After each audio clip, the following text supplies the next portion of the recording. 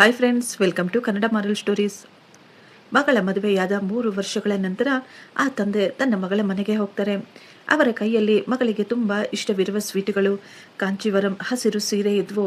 ಅವರ ಮನಸ್ಸಿನಲ್ಲಿ ಇಷ್ಟು ಸಂತೋಷವನ್ನು ತುಂಬಿಕೊಂಡು ಮಗಳನ್ನು ನೋಡಲು ಹೋಗ್ತಾರೆ. ಅವರು ಅಂದುಕೊಳ್ತಾ ಇದ್ರು, ನನ್ನನ್ನು ನೋಡಿ ನನ್ನ ಮಗಳು ಅದೆಷ್ಟೊಂದು ಸಂತೋಷ ಪಡ್ತಾಳೆ ಅಂತ. ಆದರೆ ಮನೆ ಒಳಗಿನ ಸ್ಥಿತಿಯನ್ನು ನೋಡಿ ಅವರ ಆತ್ಮವೇ ನಡುಗಿ ಹೋಗಿತ್ತು. ಮನೆಯವರ ಮುಖಗಳ ಮೇಲೆ ಇದ್ದ ಗಾಬರಿಯನ್ನು ನೋಡಿ ಅವರ ಮನಸ್ಸಿನಲ್ಲಿ ಒಂದು ರೀತಿಯ ಭಯ ಹುಟ್ಟುಕೊಂಡಿತ್ತು. ಅವರು ಗಾಬರಿಯಿಂದ ಕೇಳ್ತಾರೆ, ನನ್ನ ಮಗಳು ಪ್ರಿಯಾ ಎಲ್ಲಿದ್ದಾಳೆ ಅಂತ. ಶಾಂತಿ ಅವರು ತಡವರಿಸುತ್ತಾ, ಪ್ರಿಯಾ ಪ್ರಿಯಾ ಅದು ಮಾರ್ಕೆಟ್ಗೆ ಹೋಗಿದ್ದಾಳೆ ಅಂತ ಹೇಳ್ತಾರೆ. ಅಷ್ಟರಲ್ಲೇ ದೊಡ್ಡ ಸೊಸೆ ಬಂದು ಹೇಳ್ತಾಳೆ, ಇಲ್ಲ ಇಲ್ಲ, ಪ್ರಿಯಾ ದೇವಸ್ಥಾನಕ್ಕೆ ಹೋಗಿದ್ದಾಳೆ ಅಂತ. ಆದರೆ ಆಗಲೇ ಮನೆಯೊಳಗಿಂದ ಒಂದು ಜೋರಾದ ಶಬ್ದ. ಆ ಶಬ್ದವನ್ನು ಕೇಳಿದ ತಕ್ಷಣ ಆ ತಂದೆಯ ಹೃದಯ ನಿಂತಂತೆ ಆಗಿಬಿಟ್ಟಿತ್ತು. ಅವರು ಯಾರ ಮಾತನ್ನು ಕೇಳದೆ ನೇರವಾಗಿ ಮನೆಯೊಳಗೆ ಹೋಗಿ ಆ ರೂಮಿನಲ್ಲಿ ಅವರು ನೋಡಿದ ದೃಶ್ಯ, ಅವರ ಕಾಲ ಕೆಳಗಿನ ಭೂಮಿಯನ್ನು ಯಾರೋ ಕಸಿದಂತೆ ಆಗ್ಬಿಟ್ಟಿತ್ತು.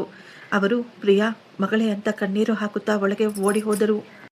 ಮದುವೆಯ ಮೊದಲು ಪ್ರಿಯಾಳ ಜೀವನ ತುಂಬಾ ಸಂತೋಷವಾಗಿತ್ತು. ತಂದೆ ರಾಮಚಂದ್ರ, ತಾಯಿ ಸುಶೀಲಾ ಮತ್ತು ಸಣ್ಣ ತಮ್ಮ ರಮೇಶ್ ಜೊತೆ ಪ್ರಿಯಾ ಜೀವನ ತುಂಬಾ ಸಂತೋಷವಾಗಿ ಕಳೆಯುತ್ತಿತ್ತು. ರಾಮಚಂದ್ರ ಅವರು ಕಿರಾಣಿ ಅಂಗಡಿಯನ್ನು ನಡೆಸುತ್ತಿದ್ದರು. ಅವರಿಗೆ ಸಂಪಾದನೆ ತುಂಬಾ ಹೆಚ್ಚಾಗಿ ಇಲ್ಲದಿದ್ದರೂ ಮನೆ ಮಾತ್ರ ನೀಟಾಗಿ ನಡೀತಾ ಇತ್ತು. ಪ್ರಿಯಾ BEd ಮಾಡಿದ್ಲು. ಅವಳು ಒಂದು ಸ್ಕೂಲಿನಲ್ಲಿ ಮಕ್ಕಳಿಗೆ ವಿದ್ಯೆಯನ್ನು ಹೇಳ್ಕೊಡ್ತಾ ಇದ್ಲು. ಮನೆಗೆ ತುಂಬ ಮುದ್ದಿನ ಬುದ್ಧಿವಂತೆ ಮಗಳಾಗಿದ್ಲು. ಸಂಬಳ ಬಂದ ತಕ್ಷಣ ತನ್ನ ಸಂಬಳವನ್ನು ತನ್ನ ತಾಯಿಯ ಕೈಗೆ ಪೂರ್ತಿಯಾಗಿ ಕೊಟ್ಟು ಹೇಳ್ತಾ ಇದ್ಲು, ಅಮ್ಮ ನನಗೆ ಏನು ತಾನೇ ಖರ್ಚಿದೆ, ಈ ದುಡ್ಡನ್ನು ನೀವು ಮನೆಗೆ ಇಟ್ಟುಕೊಳ್ಳಿ, ಮನೆಯ ಖರ್ಚುಗಳಿಗೆ ಉಪಯೋಗಿಸಿಕೊಳ್ಳಿ. ಆದರೆ ಸುಶೀಲಾ ಅವರು ಯಾವಾಗಲೂ ಹೇಳ್ತಾ ಇದ್ರು, ಮಗಳೇ ನೀನು ಸಂಪಾದಿಸಿದ ಸ್ವಲ್ಪ ದುಡ್ಡನ್ನು ನಿನಗಾಗಿ ಖರ್ಚು ಮಾಡಿಕೊ, ಸ್ವಲ್ಪ ದುಡ್ಡನ್ನು ಉಳಿತಾಯ ಮಾಡು ಅಂತ. ಆದರೆ ಪ್ರಿಯಾ ನಗುತ್ತಾ ಹೇಳ್ತಾ ಇದ್ಲು, ನನ್ನವರು ಅಂತ ನನಗೆ ಯಾರಿದ್ದಾರೆ, ನಿಮಗಲ್ಲದಿದ್ದರೆ ನಾನು ಬೇರೆ ಯಾರಿಗೆ ತಾನೇ ಖರ್ಚು ಮಾಡಬೇಕು ಅಂತ. ರಾಮಚಂದ್ರ ಅವರು ಯಾವಾಗಲೂ ಇದೇ ಮಾತು ಹೇಳ್ತಾ ಇದ್ರು, ನನ್ನ ಮಗಳು ಯಾವ ಮನೆಗೆ ಹೋಗ್ತಾಳೋ ಆ ಮನೆಯಲ್ಲಿ ಎಲ್ಲರ ಮನಸ್ಸುಗಳನ್ನು ಗೆದ್ದು ಬಿಡ್ತಾಳೆ ಅಂತ. ಆಗ ಪ್ರಿಯಾ ತನ್ನ ತಂದೆಗೆ ಪ್ರತಿ ಬಾರಿ ಹೇಳೋಳು, ನನ್ನನ್ನು ಅರ್ಥ ಮಾಡಿಕೊಳ್ಳುವಂತಹ ಪರಿವಾರ ಮೊದಲು ನನಗೆ ಸಿಗ್ಬೇಕಲ್ವಾ ಅಪ್ಪ ಅಂತ. ಒಂದು ದಿನ ರಾಮಚಂದ್ರ ಅವರು ತಮ್ಮ ಅಂಗಡಿಯನ್ನು ಮುಗಿಸಿಕೊಂಡು ಮನೆಗೆ ವಾಪಸ್ ಬೇಗ ಬಂದುಬಿಟ್ಟಿದ್ರು. ಅವರ ಜೊತೆ ಅವರ ಹಳೆಯ ಗೆಳೆಯ ಹರಿಶಂಕರ್ ಅವರು ಕೂಡ ಬಂದಿದ್ರು. ತುಂಬ ಸಮಯ ಮಾತನಾಡಿಕೊಂಡ ನಂತರ ಹರಿಶಂಕರ್ ಅವರು ಹೇಳ್ತಾರೆ, ಪ್ರಿಯಾ ಮಗಳಿಗಾಗಿ ಒಂದು ಒಳ್ಳೆಯ ಸಂಬಂಧ ಬಂದಿದೆ. ಹುಡುಗ ನಗರದಲ್ಲಿ ತನ್ನ ಅಣ್ಣನ ಜೊತೆ ಸೇರಿಕೊಂಡು ಬಿಸ್ನೆಸ್ ಮಾಡ್ತಾ ಇದ್ದಾನೆ. ಅವರ ಮನೆ ತುಂಬ ದೊಡ್ಡದು, ಜನ ಕೂಡ ತುಂಬ ಒಳ್ಳೆಯವರು. ಅಷ್ಟು ಮಾತ್ರವಲ್ಲ, ಅವರು ಯಾವುದೇ ವರದಕ್ಷಿಣೆಯನ್ನು ಕೇಳ್ತಾ ಇಲ್ಲ, ತುಂಬ ಸಂಸ್ಕಾರವಂತರು ಅಂತ ಹೇಳ್ತಾರೆ. ಸುಶೀಲಮ್ಮ ಅವರು ತಕ್ಷಣ ಕೇಳ್ತಾರೆ, ಈಗಿನ ಕಾಲದಲ್ಲಿ ವರದಕ್ಷಿಣೆ ಬೇಡ ಎಂದು ಹೇಳ್ತಾ ಇದ್ದಾರೆ ಅಂದರೆ ಅದು ತುಂಬ ಒಳ್ಳೆಯ ವಿಷಯ. ಇಷ್ಟಕ್ಕೂ ಹುಡುಗ ಎಂತಹವನು? ಹರಿಶಂಕರ್ ಹೇಳ್ತಾರೆ, ಹುಡುಗ ತುಂಬಾ ಬುದ್ಧಿವಂತ, ಚೆನ್ನಾಗಿ ಓದಿದ್ದಾನೆ, ತುಂಬಾ ಶಾಂತ ಸ್ವಭಾವದ ವ್ಯಕ್ತಿ. ಹೆಸರು ರಾಜೇಶ್ ಅಂತ. ಅವರ ತಂದೆ ಪ್ರಸಾದ್ ಅವರು ನನಗೆ ತುಂಬಾ ವರ್ಷಗಳಿಂದ ಪರಿಚಯ. ಸಮಾಜದಲ್ಲಿ ಅವರಿಗೆ ತುಂಬಾ ಹೆಸರು ಮತ್ತು ಗೌರವ ಕೂಡ ಇದೆ ಅಂತ ಹೇಳ್ತಾರೆ. ರಾಮಚಂದ್ರ ಅವರು ತುಂಬಾ ಯೋಚಿಸುತ್ತಿದ್ರು. ಅವರು ತಕ್ಷಣಕ್ಕೆ ಯಾವುದೇ ತೀರ್ಮಾನವನ್ನು ಮಾಡಲಿಲ್ಲ. ಅವರು ಕೆಲವೊಂದು ಕಡೆ ಈ ಪರಿವಾರದ ಬಗ್ಗೆ ಕೂಡ ವಿಚಾರಣೆ ನಡೆಸುತ್ತಿದ್ರು. ಯಾರನ್ನು ಕೇಳಿದ್ರು ಅವರೆಲ್ಲ ಒಂದೇ ಮಾತು ಹೇಳ್ತಾ ಇದ್ರು, ಆ ಪರಿವಾರ ತುಂಬಾ ಒಳ್ಳೆಯದು, ಅವರ ಬಿಸ್ನೆಸ್ ಕೂಡ ತುಂಬಾ ಹಳೆಯ ಬಿಸ್ನೆಸ್, ಅವರ ಮನೆಯಲ್ಲಿ ಯಾವುದಕ್ಕೂ ಕಡಿಮೆ ಇಲ್ಲ ಅಂತ. ಕೆಲವು ದಿನಗಳ ನಂತರ ರಾಜೇಶ್ ತನ್ನ ತಂದೆ ತಾಯಿ ಮತ್ತು ಅಣ್ಣ ಅತ್ತಿಗೆಯನ್ನು ಕರೆದುಕೊಂಡು ಪ್ರಿಯಾ ಮನೆಗೆ ಹೋಗ್ತಾನೆ. ಪ್ರಿಯಾಳನ್ನು ನೋಡಲು. ಅವರು ಹೇಳದೆ ಕೇಳದೆ ಇದ್ದಕ್ಕಿದ್ದ ಹಾಗೆ ಆ ರೀತಿ ಬಂದದ್ದನ್ನು ನೋಡಿ ರಾಮಚಂದ್ರ ಮತ್ತು ಸುಶೀಲಾ ಅವರು ತುಂಬಾ ಗಾಬರಿ ಪಟ್ಕೊಳ್ತಾರೆ. ಅವರಿಗೆ ಈಗ ಕೈ ಕಾಲೇ ಆಡ್ತಾ ಇರಲಿಲ್ಲ. ಈಗ ನಾವು ಏನ್ ಮಾಡಬೇಕು ಅಂತ. ರಮೇಶ್ ತನ್ನ ಅಕ್ಕನಿಗೆ ತಮಾಷೆ ಮಾಡ್ತಾ ಇದ್ದ, ಅಕ್ಕ ಯಾಕೆ ನೀನು ಇಷ್ಟೊಂದು ಡಲ್ ಆಗಿದೆಯಾ, ಈ ರೀತಿ ಮುಖ ಇಟ್ಕೊಂಡು ಅವರ ಮುಂದೆ ಹೋದರೆ ಅವರು ನಿನ್ನನ್ನು ಖಂಡಿತ ಬೇಡ ಅಂತ ಹೇಳ್ಬಿಡ್ತಾರೆ. ಎಲ್ಲರೂ ಅಂದುಕೊಳ್ತಾರೆ ನಿನಗೆ ಬಲವಂತವಾಗಿ ಮದುವೆ ಮಾಡ್ತಾ ಇದ್ದಾರೆ ಅಂತ. ಪ್ರಿಯಾ ತನ್ನ ತಮ್ಮನನ್ನು ಗುರಾಯಿಸುತ್ತಾ, ಸೈಲೆಂಟ್ ಆಗಿದ್ರೆ ಸರಿ, ಇಲ್ಲ ಅಂದ್ರೆ ನಿನ್ನ ಕಾಫಿಗೆ ಉಪ್ಪನ್ನು ಬೆರೆಸಿಕೊಡ್ತೀನಿ ಅಂತ ನಗು ನಗುತ್ತಾ ಹೇಳ್ತಾ ಇದ್ಲು. ಅಕ್ಕ ತಮ್ಮನ ಈ ತಮಾಷೆಯ ಮಧ್ಯೆ ಈಗ ರಾಜೇಶ್ ಮತ್ತು ಪ್ರಿಯಾ ಒಬ್ಬರನ್ನೊಬ್ಬರು ನೋಡಿಕೊಂಡಿದ್ರು. ಸ್ವಲ್ಪ ಸಮಯದ ನಂತರ ಅವರಿಬ್ಬರು ಒಂಟಿಯಾಗಿ ಮಾತನಾಡಲು ಮಹಡಿ ಮೇಲೆ ಹೋಗ್ತಾರೆ. ರಾಜೇಶ್ ಕೇಳ್ತಾ ಇದ್ದ, ಮದುವೆಯ ನಂತರ ಕೂಡ ನೀವು ಕೆಲಸ ಮಾಡಬೇಕು ಅಂದುಕೊಳ್ತಾ ಇದ್ದೀರಾ? ಪ್ರಿಯಾ ನೇರವಾಗಿ ಹೇಳಿದ್ಲು, ಖಂಡಿತ, ನನಗೆ ಮಕ್ಕಳಿಗೆ ವಿದ್ಯೆ ಹೇಳಿಕೊಡುವುದು ಅಂದರೆ ತುಂಬ ಇಷ್ಟ. ಆದರೆ ಮನೆಯ ಜವಾಬ್ದಾರಿಗಳ ಜೊತೆ ಯಾವುದು ಸರಿ ಅನ್ನಿಸುತ್ತೋ ನಾನು ಅದನ್ನೇ ಮಾಡ್ತೀನಿ. ರಾಜೇಶ್ ಹೇಳ್ತಾನೆ, ಮಾಡೋದು ಬಿಡೋದು ನಿಮಗೆ ಬಿಟ್ಟಿದ್ದು, ನೀವು ಕೆಲಸ ಮಾಡುವುದರಿಂದ ನನಗೆ ಏನೂ ಅಭ್ಯಂತರವಿಲ್ಲ. ರಾಜೇಶ್ನ ಈ ಮಾತುಗಳು ಪ್ರಿಯಾಗೆ ತುಂಬ ಇಷ್ಟವಾಗಿ ಬಿಟ್ಟಿದ್ವು. ಸ್ವಲ್ಪ ಸಮಯದ ನಂತರ ರಾಜೇಶ್ನ ಪರಿವಾರ ಅಲ್ಲಿಂದ ಹೊರಟು ಹೋಗಿದ್ರು. ಎಲ್ಲರೂ ಹೋದ ನಂತರ ಸುಶೀಲಾ ಅವರು ತಮ್ಮ ಮಗಳನ್ನು ಹತ್ತಿರ ಕೂರಿಸಿಕೊಂಡು ಎಷ್ಟೋ ಪ್ರೀತಿಯಿಂದ ಕೇಳ್ತಾರೆ, ಮಗಳೇ ನಿನಗೆ ಹುಡುಗ ಹೇಗೆ ಅನ್ನಿಸಿದ? ಪ್ರಿಯಾ ನಿಧಾನವಾಗಿ ಹೇಳಿದ್ಲು, ಒಳ್ಳೆಯವರ ರೀತಿ ಇದ್ದಾರೆ. ರಮೇಶ್ ಕೂಡ ತಕ್ಷಣ ಹೇಳ್ತಾನೆ, ಅಕ್ಕನಿಗೆ ಒಳ್ಳೆಯವರು ಅಂತ ಅನ್ನಿಸಿದ್ರೆ ಈ ಸಂಬಂಧ ಈಗ ಫಿಕ್ಸ್ ಮಾಡಿಬಿಡಬೇಕು ಅಂತ. ಆ ತಂದೆ ತಾಯಿ ಇಬ್ಬರಿಗೂ ತಮ್ಮ ಮಗಳ ಮುಖದಲ್ಲಿ, ಅವಳ ಕಣ್ಣುಗಳಲ್ಲಿ ಅದೆಷ್ಟೊಂದು ಸಂತೋಷ ಕಾಣಿಸ್ತಾ ಇತ್ತು. ಮಾರನೆಯ ದಿನವೇ ರಾಜೇಶ್ ಕುಟುಂಬದ ಕಡೆಯಿಂದ ಕೂಡ ಫೋನ್ ಮಾಡಿ ಅವರು ಕೂಡ ಈ ಮದುವೆಗೆ ಒಪ್ಪಿಗೆ ಕೊಟ್ಟಿದ್ದರು. ಈಗ ಮದುವೆ ನಿಶ್ಚಯವಾಗಿತ್ತು. ರಾಮಚಂದ್ರ ಅವರಿಗೆ ಅನ್ನಿಸ್ತಾ ಇತ್ತು, ಹುಡುಗ ತುಂಬ ಒಳ್ಳೆಯವನ ರೀತಿ ಕಾಣಿಸ್ತಾ ಇದ್ದಾನೆ. ಅವರು ವರದಕ್ಷಿಣೆ ಬಗ್ಗೆ ಕೂಡ ಯಾವುದೇ ಬೇಡಿಕೆ ಇಟ್ಟಿಲ್ಲ. ಎಲ್ಲದಕ್ಕಿಂತ ಮುಖ್ಯವಾಗಿ ಅವರ ಮಗಳಿಗೆ ಕೂಡ ಹುಡುಗ ತುಂಬ ಇಷ್ಟವಾಗಿದ್ದ. ರಾಮಚಂದ್ರ ಅವರಿಗಾಗಲಿ ಪ್ರಿಯಾಗಾಗಲಿ ದುಡ್ಡಿನ ಯಾವುದೇ ಆಸೆ ಇರಲಿಲ್ಲ. ಅವರು ಅಂದುಕೊಳ್ತಾ ಇದ್ರು, ನಮ್ಮ ಮಗಳಿಗೆ ಆ ಮನೆಯಲ್ಲಿ ಪ್ರೀತಿ ಮತ್ತು ಗೌರವ ಸಿಗಬೇಕು ಅಂತ. ಈಗ ಮದುವೆಯ ತಯಾರಿಗಳು ಕೂಡ ಶುರುವಾಗಿ ಬಿಟ್ಟಿದ್ವು. ಶಾಪಿಂಗ್ ಕೂಡ ಶುರುವಾಗಿ ಬಿಟ್ಟಿತ್ತು. ಸಂಬಂಧಿಕರು ತುಂಬ ಜನ ಮನೆಗೆ ಬಂದು ಬಟ್ಟೆಗಳನ್ನು ಸೆಲೆಕ್ಟ್ ಮಾಡ್ತಾ ಇದ್ರು. ಎಂತಹ ಒಡವೆಗಳು ಬೇಕು ಮದುವೆಗೆ, ಯಾವ ಯಾವ ಶಾಸ್ತ್ರಗಳಿಗೆ ಯಾವ ಯಾವ ಬಟ್ಟೆಗಳು ಬೇಕು ಅಂತ ಎಲ್ಲವನ್ನೂ ಸೆಲೆಕ್ಟ್ ಮಾಡಿಕೊಳ್ತಾ ಇದ್ರು. ಮದುವೆಗೆ ಕೇವಲ ಕೆಲವು ದಿನಗಳ ಮೊದಲು ಪ್ರಿಯಾ ಹೇಳ್ತಾ ಇದ್ಲು, ಅಪ್ಪ, ನೀವು ತುಂಬ ಹೆಚ್ಚಿನ ದುಡ್ಡನ್ನು ಖರ್ಚು ಮಾಡ್ತಾ ಇದ್ದೀರಾ. ಇಷ್ಟೊಂದು ದುಡ್ಡು ಖರ್ಚು ಮಾಡಬೇಡಿ. ನನ್ನ ಮದುವೆಗಾಗಿ ನೀವು ಸಾಲಗಾರರಾಗಬೇಡಿ ಅಂತ. ಆದರೆ ರಾಮಚಂದ್ರ ಅವರು ಹೇಳ್ತಾರೆ, ಮಗಳ ಮದುವೆ ಜೀವನದಲ್ಲಿ ಒಂದೇ ಬಾರಿ ಬರೋದು. ನನ್ನ ಮಗಳ ಮದುವೆಯನ್ನು ನಾನು ತುಂಬ ಅದ್ಧೂರಿಯಾಗಿ ಮಾಡಬೇಕು ಅಂತ ಅಂದುಕೊಳ್ತಾ ಇದ್ದೇನೆ. ಆದರೆ ಪ್ರಿಯಾ ಹೇಳ್ತಾ ಇದ್ಲು, ಅಪ್ಪ, ನೀವು ನನಗಾಗಿ ಸಾಲಗಾರರಾಗಬೇಡಿ. ನನ್ನಿಂದ ನೀವು ಸಾಲವನ್ನು ಮಾಡಬೇಡಿ. ನೀವು ಸಾಲಗಾರರಾಗುವುದು ನನಗೆ ಸ್ವಲ್ಪ ಕೂಡ ಇಷ್ಟವಿಲ್ಲ ಅಂತ. ಆ ತಂದೆ ಮಗಳ ತಲೆಯ ಮೇಲೆ ಪ್ರೀತಿಯಿಂದ ಕೈ ಇಟ್ಟು, ಮಗಳೇ, ನೀನು ಚಿಂತೆ ಮಾಡಬೇಡ, ನಾನು ಎಲ್ಲವನ್ನು ಯೋಚಿಸಿ ಇಟ್ಟಿದ್ದೀನಿ ಅಂತ ಹೇಳ್ತಾ ಇದ್ರು. ಆದರೆ ಪ್ರಿಯಾಗೆ ಚೆನ್ನಾಗಿ ಗೊತ್ತು, ನಮ್ಮ ಪರಿಸ್ಥಿತಿಯನ್ನು ಮೀರಿ ನನ್ನ ತಂದೆ ಎಷ್ಟೊಂದು ಖರ್ಚು ಮಾಡ್ತಾ ಇದ್ದಾರೆ ಅಂತ. ತಂದೆ ತಾಯಿಯ ಸಂತೋಷವನ್ನು ನೋಡಿ ಅವಳು ಏನನ್ನೂ ಹೇಳ್ತಾ ಇರಲಿಲ್ಲ. ಮದುವೆ ತುಂಬ ಅದ್ಧೂರಿಯಾಗಿ ತುಂಬ ಚೆನ್ನಾಗಿ ನೆರವೇರಿತು. ಅತ್ತೆ ಮನೆಗೆ ಹೋಗುವಾಗ ಪ್ರಿಯಾ ತನ್ನ ತಂದೆಯನ್ನು ತಬ್ಬಿಕೊಂಡು ತುಂಬ ಸಮಯ ಹತ್ತಿದ್ಲು. ಆ ತಂದೆ ತಾಯಿ ತಮ್ಮ ಮಗಳಿಗೆ ಹೇಳ್ತಾರೆ, ರಾಮಚಂದ್ರ ಅವರು ಮಗಳ ತಲೆ ಮೇಲೆ ಕೈ ಇಟ್ಟು ಹೇಳ್ತಾರೆ, ಮಗಳೇ, ಅತ್ತೆ ಮನೆಯಲ್ಲಿ ಯಾವುದೇ ಸಮಸ್ಯೆ ಬಂದರೂ ಏನೋ ತೊಂದರೆ ಇದ್ದರೂ ಅದನ್ನು ನೀನು ನಮ್ಮಿಂದ ಮುಚ್ಚಿಡಬೇಡ, ಖಂಡಿತ ನಮಗೆ ಹೇಳಬೇಕು ಅಂತ. ಪ್ರಿಯಾ ಕಣ್ಣೀರು ಒರೆಸಿಕೊಳ್ಳುತ್ತಾ, ಅಪ್ಪ, ನೀವು ಚಿಂತೆ ಮಾಡಬೇಡಿ, ನಾನು ಎಲ್ಲವನ್ನೂ ಸಂಭಾಳಿಸಿಕೊಳ್ತೀನಿ ಅಂತ ಧೈರ್ಯವಾಗಿ ಹೇಳ್ತಾಳೆ. ಅತ್ತೆ ಮನೆಗೆ ಹೋದ ಮೊದಲು ಎಲ್ಲವೂ ತುಂಬ ಚೆನ್ನಾಗಿತ್ತು. ಸೊಸೆ ಬಂದ ಮಾರನೆಯ ದಿನದಿಂದಲೇ ಶಾಂತಿಯವರು ಚಿಕ್ಕ ಸೊಸೆಗೆ ಮನೆಯ ನಿಯಮಗಳನ್ನೆಲ್ಲ ಹೇಳಿಬಿಟ್ಟಿದ್ರು. ಪ್ರಸಾದ್ ಅವರು ತುಂಬ ಕಡಿಮೆ ಮಾತನಾಡ್ತಾ ಇದ್ರು. ರಾಜೇಶ್ನ ಅಣ್ಣ ಯಾವಾಗಲೂ ಅಂಗಡಿಯಲ್ಲೇ ಇರ್ತಾ ಇದ್ದ. ರಾಜೇಶ್ನ ಅತ್ತಿಗೆ ರಶ್ಮಿ ಅಂದುಕೊಳ್ತಾ ಇದ್ಲು, ನಾನು ಈ ಮನೆಯ ದೊಡ್ಡ ಸೊಸೆ, ನಾನು ಎಲ್ಲರಿಗಿಂತಲೂ ತುಂಬ ಬುದ್ಧಿವಂತೆ ಅಂತ ಹೆಮ್ಮೆ ಪಡ್ತಾ ಇದ್ಲು. ರಾಜೇಶ್ ತನ್ನ ಹೆಂಡತಿ ಪ್ರಿಯಾ ಜೊತೆ ತುಂಬ ಪ್ರೀತಿಯಿಂದಲೇ ಮಾತನಾಡ್ತಾ ಇದ್ದ. ಅವನು ಪ್ರಿಯಾಗೆ ಅರ್ಥ ಮಾಡಿಸ್ತಾನೆ, ಮೊದಲು ನೀನು ಮನೆಯ ಜವಾಬ್ದಾರಿಗಳನ್ನು, ಮನೆಯನ್ನು, ಮನೆಯವರನ್ನು ಚೆನ್ನಾಗಿ ಅರ್ಥ ಮಾಡಿಕೊ, ನಂತರ ಸ್ವಲ್ಪ ನಿಧಾನವಾಗಿ ಕೆಲಸದ ಬಗ್ಗೆ ಕೂಡ ಯೋಚಿಸುವಿಯಂತೆ ಅಂತ. ಸುಶೀಲಾ ಅವರು ಫೋನ್ ಮಾಡಿದಾಗ ಪ್ರಿಯಾ ನಗುತ್ತಲೇ ಹೇಳ್ತಾಳೆ, ನನ್ನ ಅತ್ತೆ ತುಂಬ ಒಳ್ಳೆಯವರು, ಆದರೆ ಸ್ವಲ್ಪ ಗಂಭೀರವಾಗಿ ಇರ್ತಾರೆ ಅಷ್ಟೇ.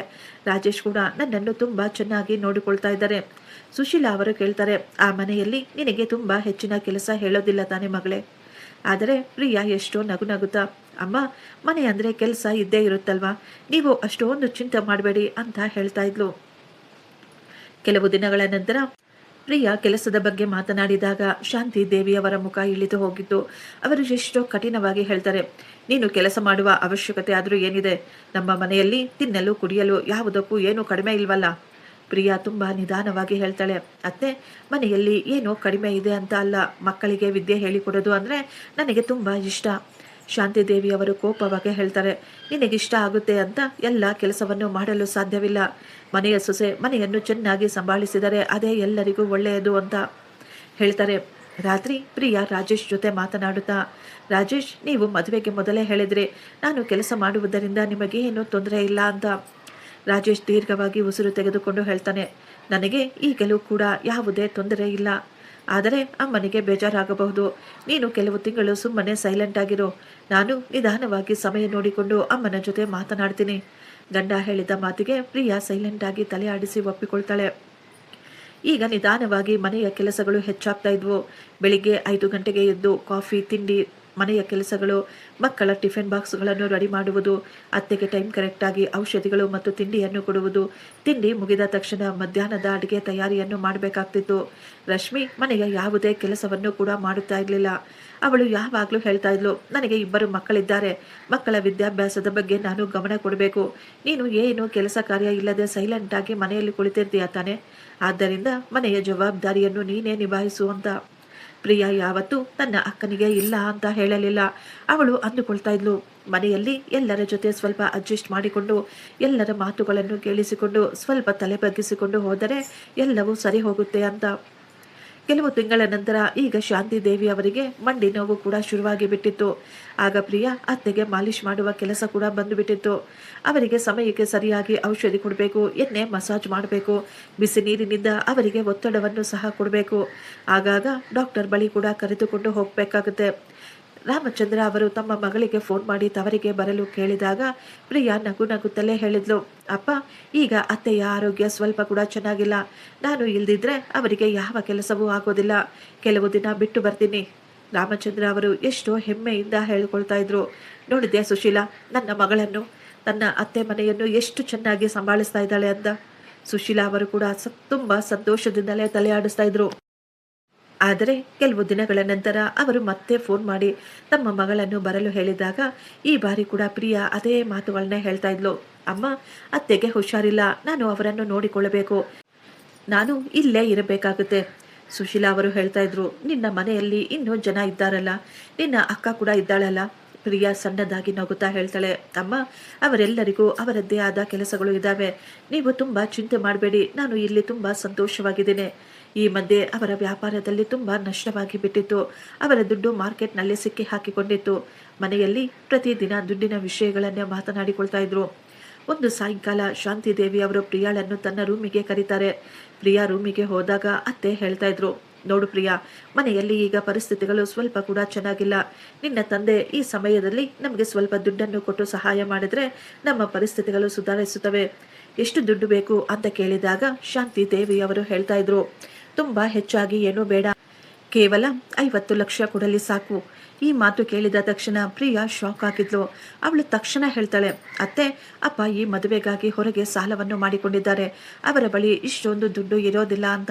ಏನು, ನಿನ್ನ ತವರು ಮನೆಯವರಿಗೆ ಕೇವಲ 50 ಲಕ್ಷ ಕೂಡ ಕೊಡಲಾಗೋದಿಲ್ವಾ? ಮಗಳ ಅತ್ತೆ ಮನೆಯವರು ಕಷ್ಟದಲ್ಲಿದ್ದಾರೆ, ಅವರಿಗೆ ಸಹಾಯ ಮಾಡುವ ಯೋಗ್ಯತೆ ಇಲ್ವಾ? ಪ್ರಿಯಾ ತುಂಬ ನಿಧಾನವಾಗಿ ತಲೆ ಬಗ್ಗಿಸಿಕೊಂಡು ಅವರು ಎಷ್ಟು ಮಾಡಬೇಕೋ ಅದಕ್ಕಿಂತಲೂ ತುಂಬ ಹೆಚ್ಚಾಗಿಯೇ ಮಾಡಿದ್ದಾರೆ ಅಂತ ಹೇಳಿದಾಗ ಶಾಂತಿ ದೇವಿಯವರ ಮುಖ ಈಗ ಕೋಪದಿಂದ ಕೆಂಪಗಾಗ್ಬಿಟ್ಟಿತ್ತು. ಏನು, ಈಗ ನೀನು ನಮ್ಮ ಮೇಲೆ ಉಪಕಾರವನ್ನು ಲೆಕ್ಕ ಹಾಕ್ತಾ ಇದೆಯಾ ಅಂತ ಕೋಪದಿಂದ ಕೂಗಾಡ್ತಾ ಇದ್ರು. ಪ್ರಿಯಾ ಸ್ವಲ್ಪ ಗಾಬರಿ ಪಟ್ಕೊಳ್ತಾಳೆ. ಅವಳು ತಕ್ಷಣ ಹೇಳ್ತಾಳೆ, ಇಲ್ಲ ಅತ್ತೆ, ನಾನು ಆ ರೀತಿ ಹೇಳಲಿಲ್ಲ. ರಾತ್ರಿ ಪ್ರಿಯಾ ತನ್ನ ಗಂಡ ರಾಜೇಶ್ನ ಜೊತೆ ಮಾತನಾಡ್ತಾಳೆ.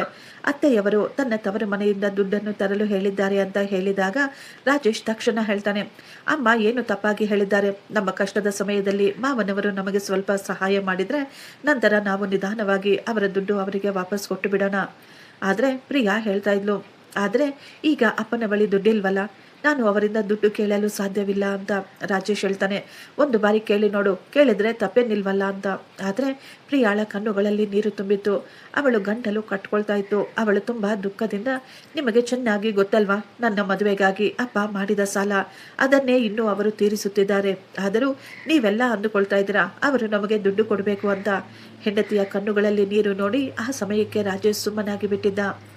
ಪ್ರಿಯಾಗೆ ಅನ್ನಿಸ್ತಾ ಇತ್ತು, ರಾಜೇಶ್ ನನ್ನ ಮಾತನ್ನು ಕೇಳಿಸಿಕೊಳ್ತಾ ಇದ್ದಾರೆ, ಆದರೆ ಅವರು ನನ್ನ ಮಾತು ಅರ್ಥ ಮಾಡಿಕೊಳ್ತಾ ಇಲ್ಲ ಅಂತ. ಒಂದು ದಿನ ರಾಮಚಂದ್ರ ಅವರಿಗೆ ತುಂಬ ಎದೆನೋವು ಕಾಣಿಸಿಕೊಂಡಿತ್ತು. ಅವರನ್ನು ಆಸ್ಪತ್ರೆಗೆ ಕೂಡ ಕರೆದುಕೊಂಡು ಹೋಗಬೇಕಾಯಿತು.